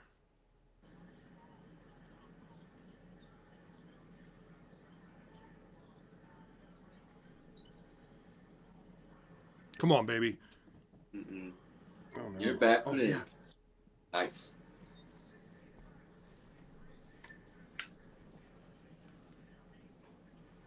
I don't want to be greedy on that one, but let's see the replay.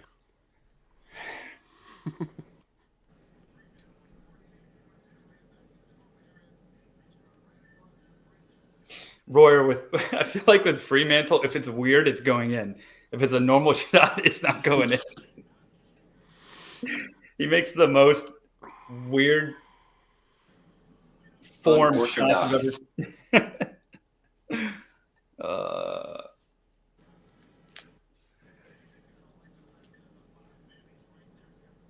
McGiver, you said Florida came back. Can you check the foul count over there? Did they freaking get they get what's happening over here?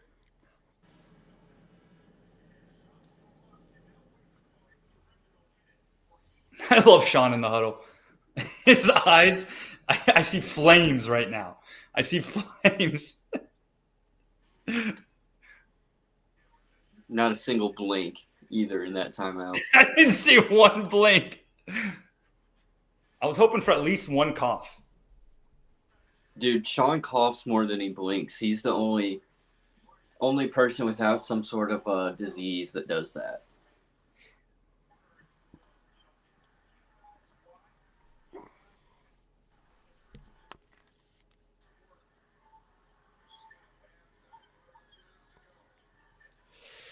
It's coming right into you. It's coming right into you, Zach. It's coming right into you, Zach.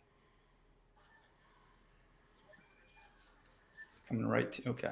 Man, this is a long possession.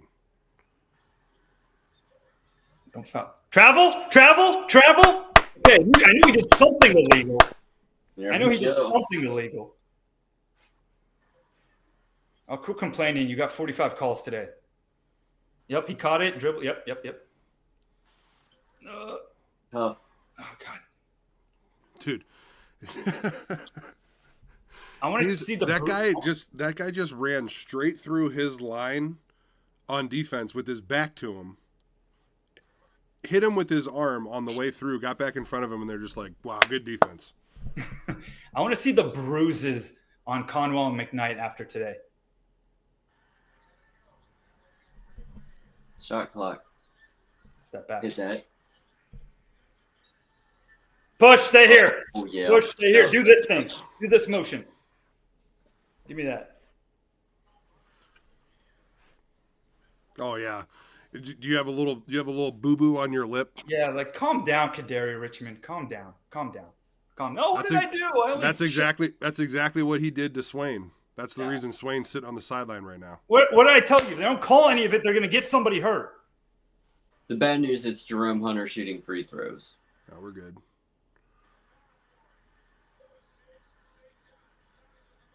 Damn.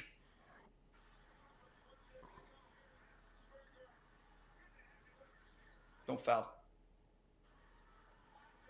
He can just charge his shoulder. He can just dig right into him. Dude, I want to get a quick shot here. Don't take this down to 30 seconds. Come on, go.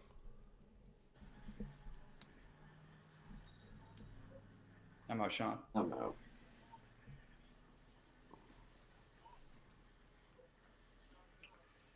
Got a basketball game, boys. All right. Okay.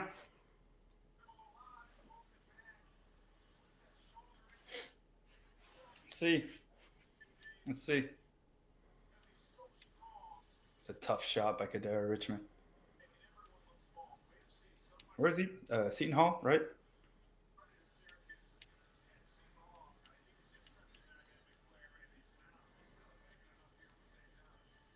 Hey, you know what? We creeped into a key win category for St. John's. That's got to mean something, right? Yeah. Does that count as an automatic qualifier? Yeah. Well, hopefully just one. Hopefully it doesn't say like ×2 on there.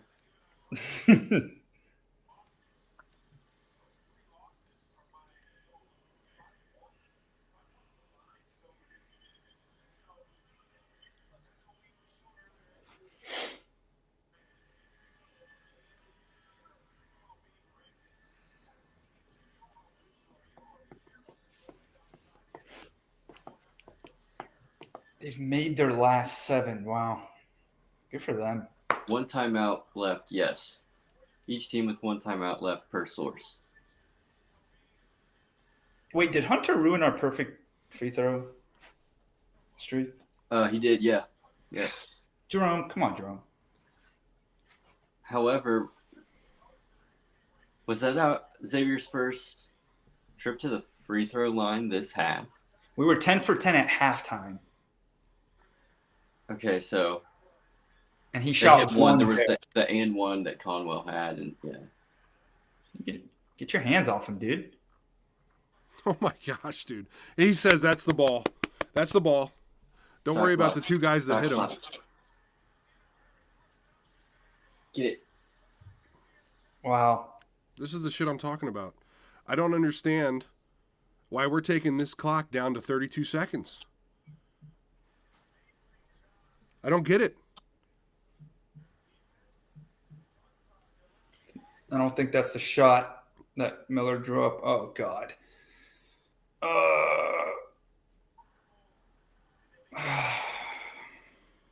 Yeah, I mean, now St. John's can... I'd almost rather foul St. John's, to be honest with you. I'd almost rather foul them.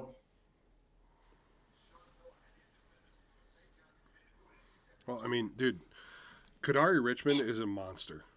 They're just going to give him the ball. He's going to lower his head like a freaking bowling ball, and he's going to go get a good shot. Yep. Yeah.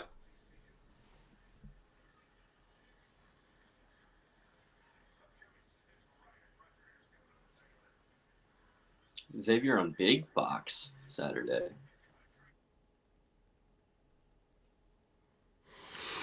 I like it. I like it. He said, here's what we're going to do. And then he gave him something that I think that was like, just go ahead. Just go. Just go. Just trap. Go. If you foul him, foul him.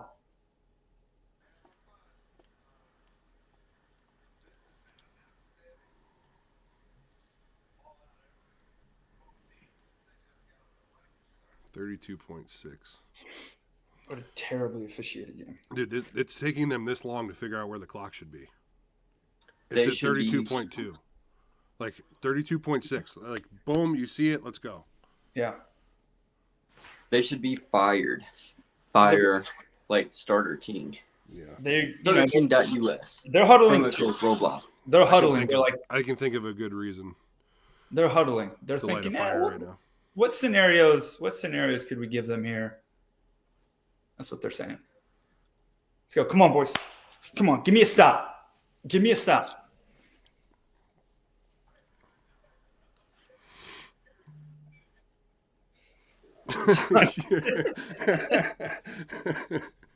That would be electric. I gotta give it to you. That would be electric. That would be amazing.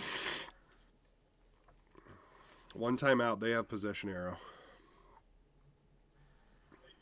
Damn, and they get the tie up.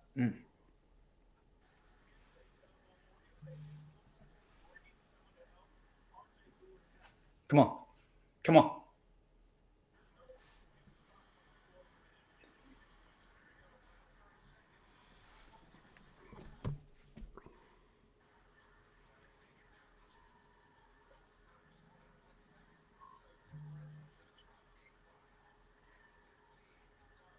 Come on, Foster. Is the clock moving weirdly for anybody? Yeah. Yeah, really weird. I mean, it Oh, should be God. 2.6 seconds ahead, right? Oh. Shot clock violation. Oh, let's go. Now hold on. We Add gotta some go. clock. We gotta go to the monitor. We gotta get our 2.6 seconds, right? Yeah. Wait, they shouldn't have to go to the monitor. They can just do math, right? You would think, but that's the point I'm trying to make. It's You can just it do. might be. One of them You has can to- just do math. No, 2 there's seconds. there's 2 no seconds. clock. Do math. What are they even doing this graphic for? Just do math. Am I wrong? No, you're not wrong. You're not wrong. There's 30 seconds on the shot clock. 32.6 to start. The guy literally did the thing. He did the signal. 2.1. Should be 2.1. Oh, did they not put any time back on the clock? They did. There was 1.9. Now it's 2.2. No, I'm saying before their possession. Did they put it to 32.6? Or did it stay I at think 32.2? 30. I think it was point. Where did the point Point two. four tenths Point two. go? Where did the point four tenths go?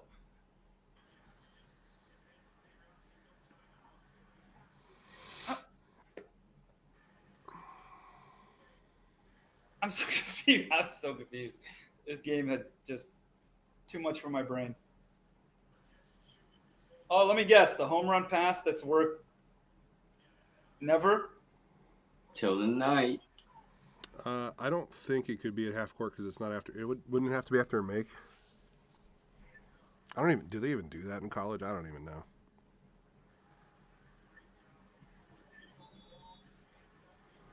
Half court heave. I hate this play. Whatever it is, I hate it. Oh my God. Oh my God. Wait, what? Oh, I'm dead. No. Oh Man. my God. Please. No way. Oh no. Oh, don't do this to me. Why would you do anything like this? Oh, he touched Why? it. The ball's going to half court, and some time's coming off the clock. He touched it, right? If he didn't touch it. He touched What it. is it? Yeah. He touched it. Okay. Oh my God. Oh my God.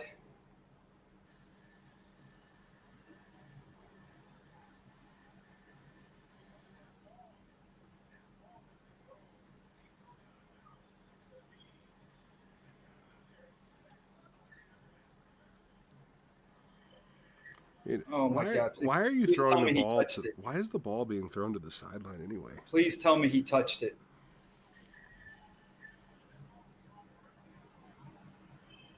Is that still the rule? If he doesn't touch it, they get the ball underneath? Oh yeah, but he touched the ball.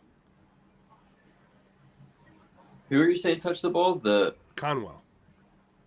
Oh, okay. So it's not going to be underneath out of bounds. Which, I mean, I guess. Look. I mean, it looked like, from that angle, it looks like he touched it. No, Conwell touched it. Yeah.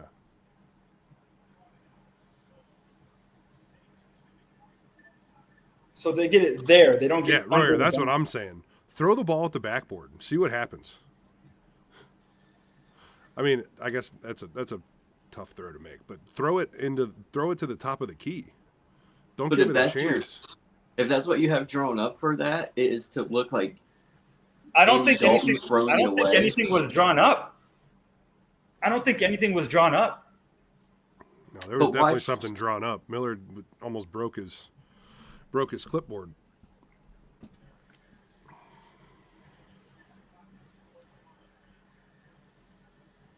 I feel bad for these little kids. They have no idea. They have no idea that their team should have 15 fouls right now in the second half. They just like the sport. They're just excited. Ignorance is bliss. Yep. Well, 31-15 run. Where is this ball being placed? Okay. I guarantee you they're going to throw it. They're saying that 0.1 seconds came off the clock. Isn't it? Wouldn't it have to be where the ball actually hits out of bounds? There's no way it's only 0.1 seconds. I don't think you can do anything in 0.1 seconds. Well. Stop it. He traveled.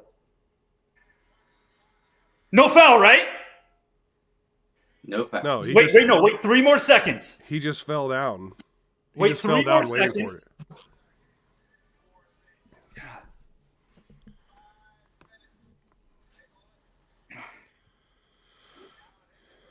Look, watch him fall down.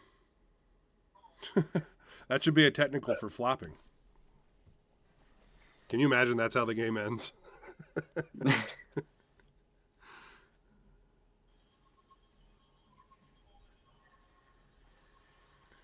All right, well, I guess I got to wait friggin' another 15 minutes to eat my cheeseburger. Yeah, I've got a Devour meal. I'm going to microwave. I don't even know what the score is right now, Paula, if I'm being honest with you. I've been too angry at the refs. 65-65. Nice.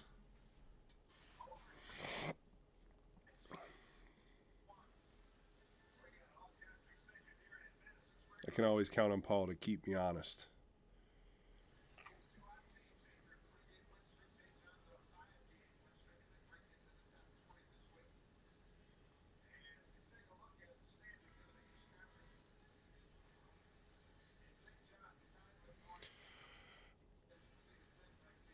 Yeah, that was all part of the plan, Paula. Show Georgetown. I did that on purpose.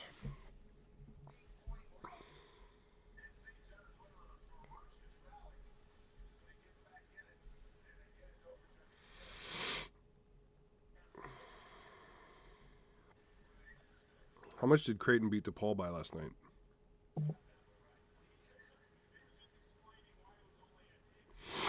I think they were up 30 or something. I saw it was ugly to start the game. I didn't even think about tuning in any further after that. I still can't believe Dalen Swain got hurt on some just disgusting stuff. Xavier Grit tweeted the only thing worse than 40 minutes of Brian O'Connell was 45 minutes of Brian O'Connell. What is the St. John's team that was missing all these shots in the first half? Yeah, for real. Whoa, what? Well, I guess that wasn't anything illegal. It just looked weird. Yep. Good help, Foster. Good help, baby. 7, 6. Yeah, right. Found Xavier. No? Okay. Do you feel like teams should switch ends of the floor for overtime or no? That would be nuts. Here he comes. Here he That's a comes. foul. Kadari. You got Kadari on freaking Fremantle. Oh, no. Was he out of bounds there? Probably. Maybe. Probably. Surprise, no and one. Yeah, that is surprising. Come on. Honestly. Come on, boys. Come on. Come on. We're good. Come on. We're good. We're good. Let's get good vibes. Might as well, right?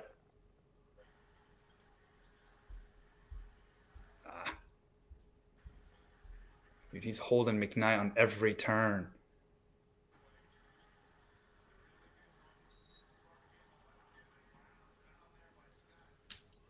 On the line. All right. McKnight to the line. Let's go. Look at that. Good hands. And he traveled.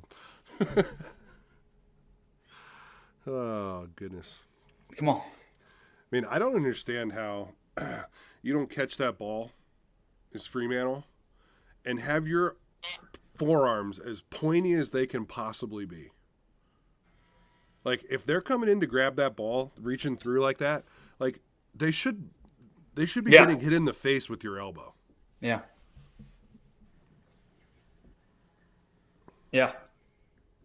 Kenny, did they ever, like, teach that? Is that, like, a top thing for big men, or is it kind of like... Oh, my gosh, dude. I was taught that from the time I was 8 years old. When you catch the ball, don't ever put it down below your chest, and you need to make your elbows as the most like a weapon as they can possibly be. And he misses the fucking free throw.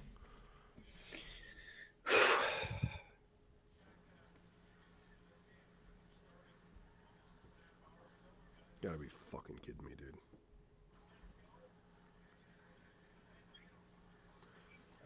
You cannot let this overtime get away from you. Dude. How does that shot go in? Richmond is a really good player. Like I'm expecting that shot to go in. It just, oh God. Now we're going rogue. Now we're going rogue. Now we're going rogue. Now we're going rogue. Yep. Now we're going rogue. Yep. Now it's all being forced. Yeah, he knows it too. It's all right. Yep. And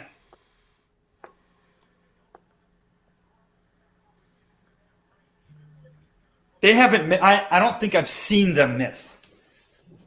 Like it's wow. This second half.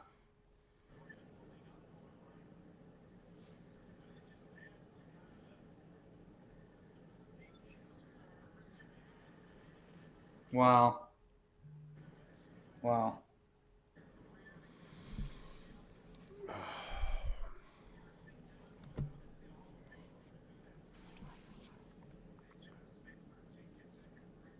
68%. Splashing them. There, that's more like it. We got to have a bucket here. Conwell, I don't ask you for much. That's a foul. Absolutely, that's a foul. You can't put your arm around a guy when he has the ball. Come on, Zach.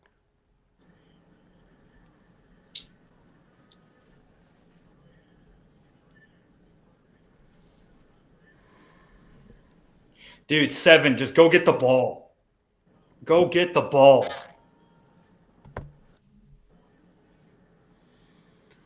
What are we running here?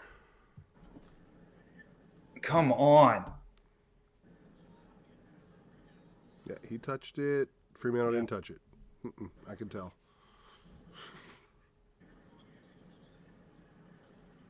Go in his body. No. Had to. I don't know why. Why doesn't he go into him right there? He did everything he had to do.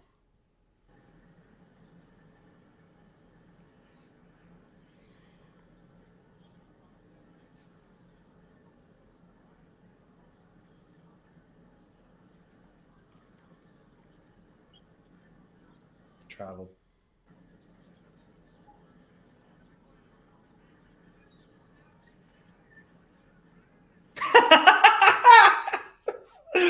an and one. That's an and one. Yeah, right. In your dreams, that's an and one. Hey, all I'm saying is St. John's was a 7.5 point favorite. And one, and yeah, in your dreams, that's an and one. In your dreams, he pushes Zach in the back, and then that's an and one. In your dreams, that's the foul you call. This is the worst officiated game I've ever seen in my life, ever in my life. That is bad. That is bad. Yeah, that's it for Zach. No, Paula, it's not any of their fault. They don't have the whistle in their mouth. It's not any of their fault. You're absolutely right. That's not any of their fault. Yeah, I agree. It's not. He didn't get pushed in the back. They with a team like St. John's, the refs take one of two paths. They either call everything that they do, or they just say they do it so much that they're not going to call it because the game would never end. Like, call the fouls when you see them. Our guys are coming off of ball screens, and the opposing guard is putting his arm out across the chest of our guy, and they're having to run through it. That's a foul. What are you saying? You're just saying, oh, well, they're aggressive, so we're not going to call the foul? I don't understand the logic.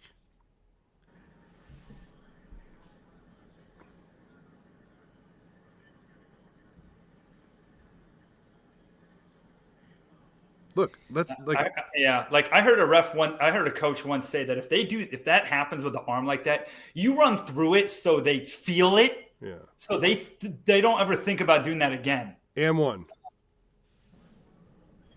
First bucket of overtime for Xavier.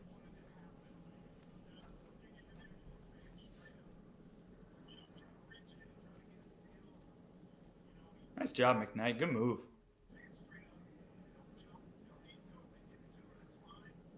It probably hurt the ref so much to blow that whistle. Mm-hmm.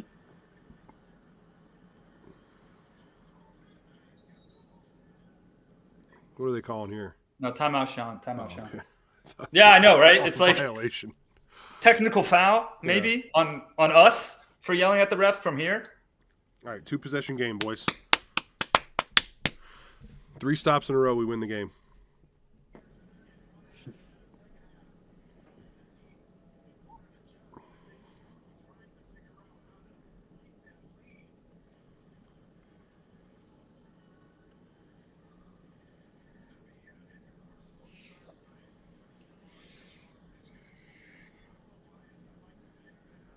Yeah, Swain being out has been big. I'm just worried what it is because he was putting weight on it at the end.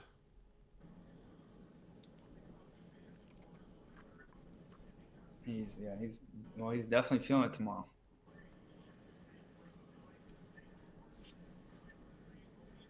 Dude shoved Swain too. Like that was the funny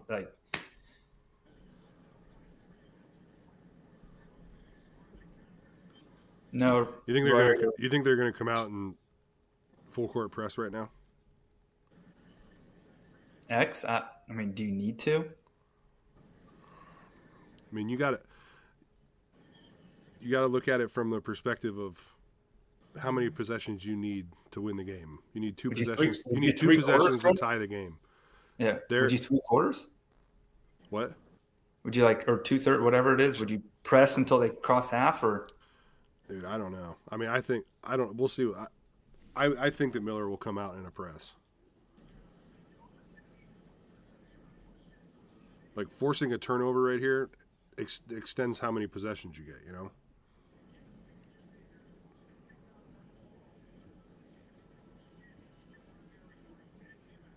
If you play the numbers game with the free throw shooting percentage that St. John's shoot, do you go and attempt to steal everything and just make this the longest game possible?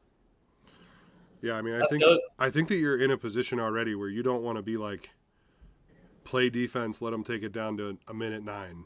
Come down, score, play defense, let them take it down to 30. Like, I don't think that that's the way that you win this game.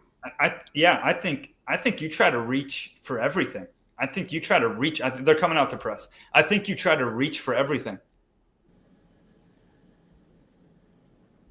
They're not. Oh, they're not. They're running like a That looks like 1-2-2, something like that. They want to make him throw it.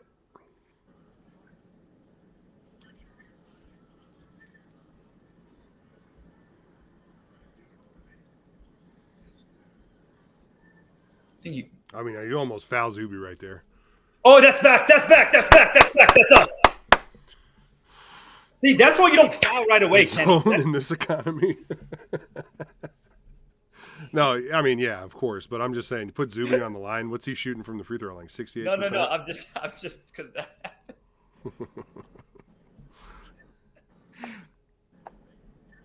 Surprise.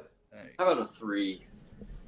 Yeah, Conwell 3 would really just make me feel a certain type of way. Step back on him. Nope, stays here. But the thing is, can we take it on the side?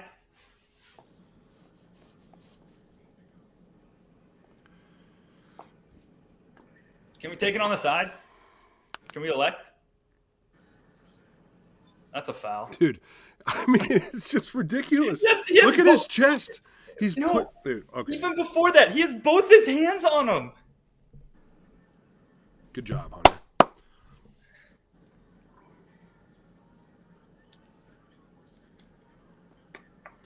Don't worry about if it's the same thing or not. Make your fucking free throw. Thank you. Now get back and play a 1-2-2. Nice shot. Get back and play your 1-2-1-1. Get the ball back. It's all right. Head lob. They're good.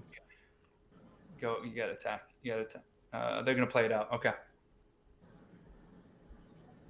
I mean, I think, yeah, down 3 with 1:05, you got to play it out. Good block off his head. Oh, they called a foul. They called a foul. They called a foul.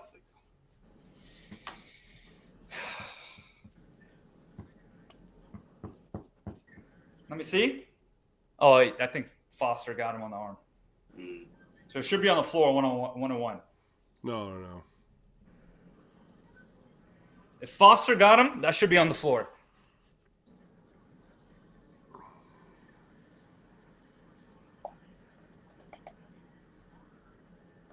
They called it on McKnight.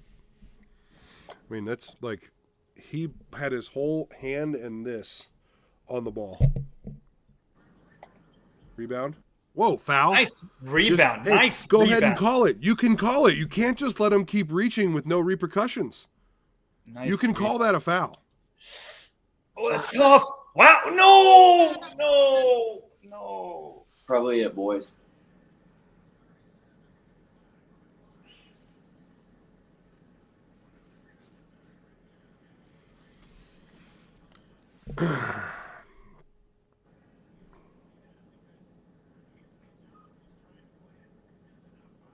Man. That's a shame because they played really well tonight. It's a shame. Yeah, Xavier did play well. They had a stretch in the second half. They went cold, but yeah, I mean cold in the second half, cold in overtime as well.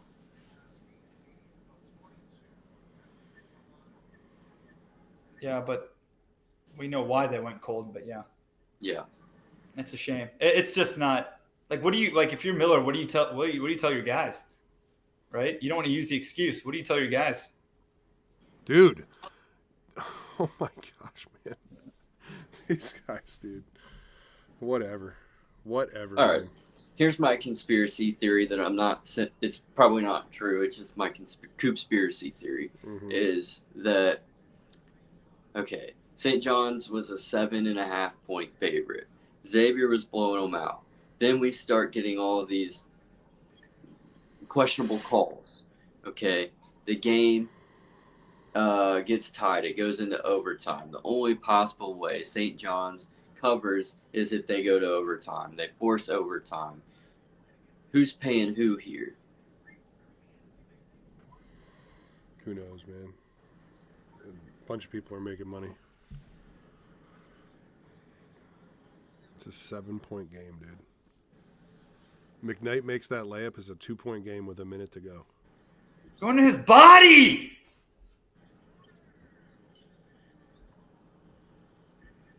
Dude, F you, man. Don't call that foul now. Don't call that now. Don't call that now. Don't call that now.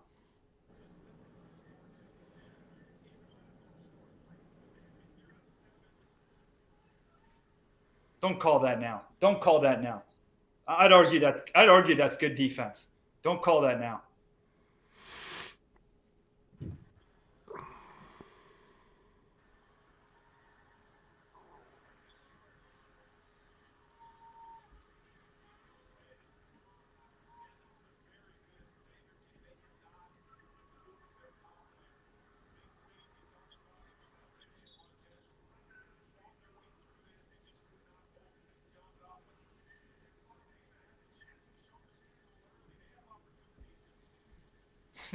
Cam Fletcher.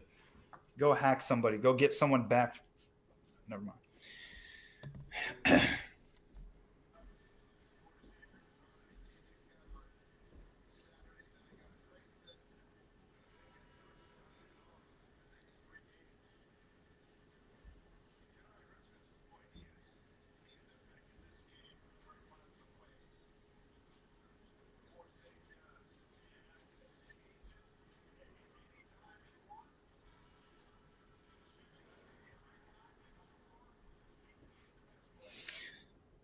Yeah, Paul, I agree.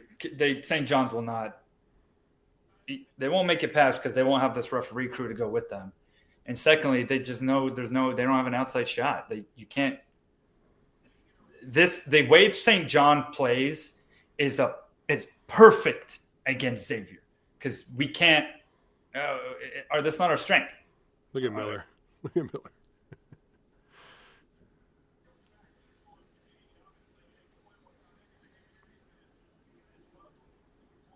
I agree, Royer.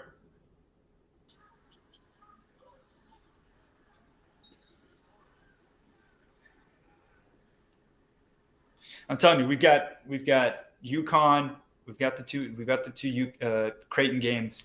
But besides that, we should be, in my opinion, if we play like how we played, if we play like the past couple games, we should be smoking the rest of the group. We should. Should be, yeah. We should. It depends on how they're going to show up, but we should. So I think that's a really good point. Like I think in Creighton, who knows? Yeah, great game yesterday, but they've had some games where they've looked just awful.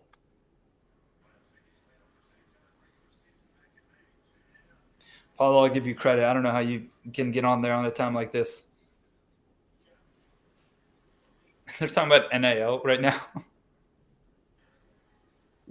NIL payment shouldn't be made. I don't have an issue with any players tonight. None. Yeah, go ahead, Coop. Yep. Like I don't think them losing to first of all, losing to St. John's isn't something shocking or embarrassing. Like St. John's is number 20 for a reason. They're one of the hottest teams. It's a good team. They're the hottest team in college or in the Big East. One of the hottest teams in college basketball in general. You're at MSG playing them. And, I mean, truthfully, it's not a good matchup, a team like St. John's against Xavier. So, I don't think you put any of the blame on coaching or players at all. Yep. Coop, I couldn't have said it better myself. This is the worst matchup for us in the Big East. After watching that at St. John's earlier this year and in the first game, I said I just marked them both as L's.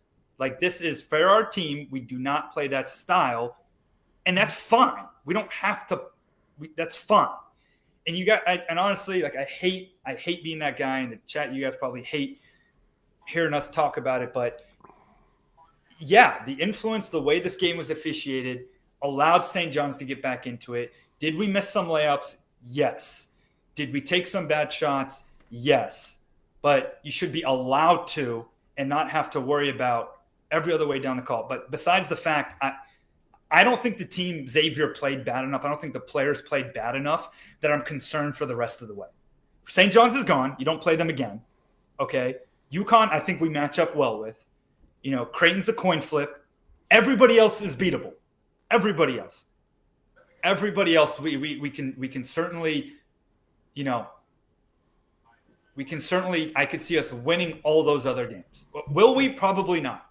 But I could see us doing that. So that's the optimism you got to take away from it, or else, you're just going to go ahead and just hate watching the rest of the year and just worry about talking about NIL payments to guys that freaking played hard. They played hard. They played well. You know what I mean? Like, they put their bodies on the line. They played well. You can't control what you can't control. If Dalen Swain is out for like even a minute of next game because of this injury, I mean, guys, this is the worst officiating I've ever seen. Yeah. I mean, this was one of the worst officiated games I've ever seen, and it was so bad to the point where what Swain, the play that Swain got hurt on is the exact same call that they called on Richmond about 2 minutes later when he pushed Hunter in the back. It's the same thing. The only difference is that they made the shot. Right? Didn't they make the shot on Swain's injury? Either that or it went out of bounds. It was a free man. No, it was No, they made the layup. Then I think we called timeout or something. It right. was that, yeah. Swain gets hurt on that because, dude, pushing somebody in the back is one of the most dangerous plays you can make on a basketball court. Because if he's about to go up and jump, if he's not ready for it, that needs to be a foul call. I don't understand how anybody can look at this game and not any player, fan, anybody, even St. John's fans. I guarantee you that there's some people out there that are like, wow, they were better than us tonight. Yeah. Xavier was the best team on the court tonight in the St. John Xavier game. Yeah. I mean, 100%. I've just been scrolling through Twitter a little bit, and just some Big East fans, not of St. John's, not of Xavier, have been saying the same thing. But, I mean, that's something that every game officiated by Brian O'Connell has in common. Maybe not to this extent, but there's always like, man, how is this happening? St. John's is a good team, and we knew they were going to make a comeback and make a run. The thing about St. John's is that they're gonna play you physical. Yeah, Paula. That's the credit that they have is defensively. You're right. They're not a good 3-point shooting team. They're not a good free throw shooting team. But if they're able to play in a game where the refs are going to call 6 fouls on them in the whole second half, they're a very good team. They can beat anybody if they're only going to get 6 fouls in the second half of a game. Yeah. They can beat literally anybody. The play that I said a few possessions before Swain got hurt, I said if they keep letting him play like this, somebody's gonna get hurt because it's the little things. But they're not. The refs are not going to let them play like that every game. Listen, if you tell anybody, any team, anywhere, you get away with little pushes. Everybody tries to put a little edge. You throw an elbow here, a little shove there. Again, I'm not taking away St. John's. You let them play this way, they're very good. They're athletic. They're defensive. Mm-hmm. They run out. They play physical. It's what they do. And when they're allowed to do all those other little things, they're unstoppable. They're unstoppable. He got shoved after a play, and his ankle twisted. Right. He got shoved. It was crowded. It's not even a basketball play that Swain gets hurt on. You're taking away one of Xavier's best players. Because these refs, for some reason, have decided that they're not going to call fouls on St. John's. The 3 refs that are in that game, Brian O'Connell in particular, is trash. They are trash. Yeah. Brian O'Connell is the king of all of them. He is a garbage official. Yeah. Yep. And I agree. I would love to see Miller come out right now in this press conference and lose his mind on them. I will go so far to saying I'll be pissed if he doesn't. I get why he might not, but I would be upset if he doesn't. I will start an NIL fund to pay the fine. I don't care. I'll start a fund to pay the fine. It is not right. It is not right what happened tonight. Credit to St. John's. You came back. You won the game. You figured out how to beat us, which is just put your head down and bully. It's not fair that we knew how to defend you in the first half and stop you. And for the first 5 minutes of the second half, where we go up 46 or 48-32, and then things flip. When McKnight has to run through 3 arms just to get a handoff on his own guy, What are you going to tell him next? McKnight, run through the guy's arm till you break it? What are you going to tell the guy? They can just put his hand and come across his face. Yeah. It's again, credit to St. John's. They came back. They won the game. They're 8-1. They're 19-3, 18, whatever they are. They're a good team. We knew they were a good team, which is why this was a big game for us to win. And we were doing what we needed to do. Oh, Royer, 100%. Our guys in the last 2 weeks have played like a top 25 basketball team. Yes. And they came out and they did the same thing tonight in the second half, or in the first half. In the second half, dude, I mean, as much as I want to sit here and we all want to sit here and say, you got to play through it. You got to play through it. And I'm sure that that's what Miller's saying. I'm sure that that's what they're telling each other. But when you're watching a team that was better, Xavier was a better team tonight, and the refs came out and they gave the game. They gave the game to St. John's. Handed it to them. Who does St. John's play next? I'm curious. They're at Georgetown. I wish it was a better team, Georgetown Providence, because I want to see their next game what the fouls are, because they're going to do this, right? It's going to carry them into the next game. I wish I could see it, because they're going to say, hey, we were allowed to do this, right? And to Royer's point, yeah, none of our guys dropped their heads on the bench when Fremantle got fouled out. He turned, he said, "That was on me, coach. It was my fault." He mouthed that. He said, "My fault." They didn't sulk. They didn't whatever. You can't control what you can't control. Right. That's the issue. That's what sucks. You're going to get bad officiating. You're going to get things good called against you. You're on the road. The home team that's ranked with a coach that's well-known is going to get it. But the way that it was, that's the last 15 minutes were called, just not fair, man. Just not fair. Give them an edge to St. John's on the fouls. That's fine. But our guys shouldn't have to fight just to get the ball. That's, and I'm sorry for everybody that's listening that you probably sound like a whiny whatever, but like I hate that, but it's just because our guys played well. Yeah. If our guys played like crap, I would have said screw it. I would have said nah, screw it. Like we did the first time for St. John's. None of them should have even showed up to the game. The first game, they should have called me, Coop, Cap. I was going to say Kenny, but you're good at basketball. They should have called us and just had us to go out there and try to play basketball, and I'll put in a better effort than what they showed. They played. The boys played really well tonight. Yeah. And whoever argues against that and cares about players and not getting paid this and that, buddy, there's rotations. Guys play first halves and then they don't. This has been done for years. This has nothing to do with taking away their NAL. Miller has rotations. The bench goes from 8 to 7 to 6 at one point, and that's what we got. And our guy went to 6 because our guy got hurt. So it isn't Hughley, it isn't Maddox, whatever. We gotta hope that whatever's going on with Swain, that he's good to go. I mean, I don't think you rush him back for a UConn game if he's not 100%. But man, him being out for any extended period of time is rough, because he's a force on defense. Yeah. And I mean, offensively too, he's fine. Like I said at the beginning of the season, he's finding ways to score that aren't super flashy. He's not doing anything outside of himself. It's straight line drives. It's cutting to the basket. It's rebounds, fast break points. I mean, having any time lost without him would be tough. But hey, we got a big game coming up on Saturday. Anybody that's at Cintas Center on Saturday, we will be there. We're going to be doing a live podcast. Probably, I would think about 2.5-ish hours before the game. Probably so. Yeah. We'll be down ready to cheer the fellas on courtside. So hopefully we can see some of you guys there. Come up and say hi. We'll be around. But Ahmad, thanks for joining us again, man. Appreciate it. Appreciate the invite. You know how to do it, man. Stay blobbing.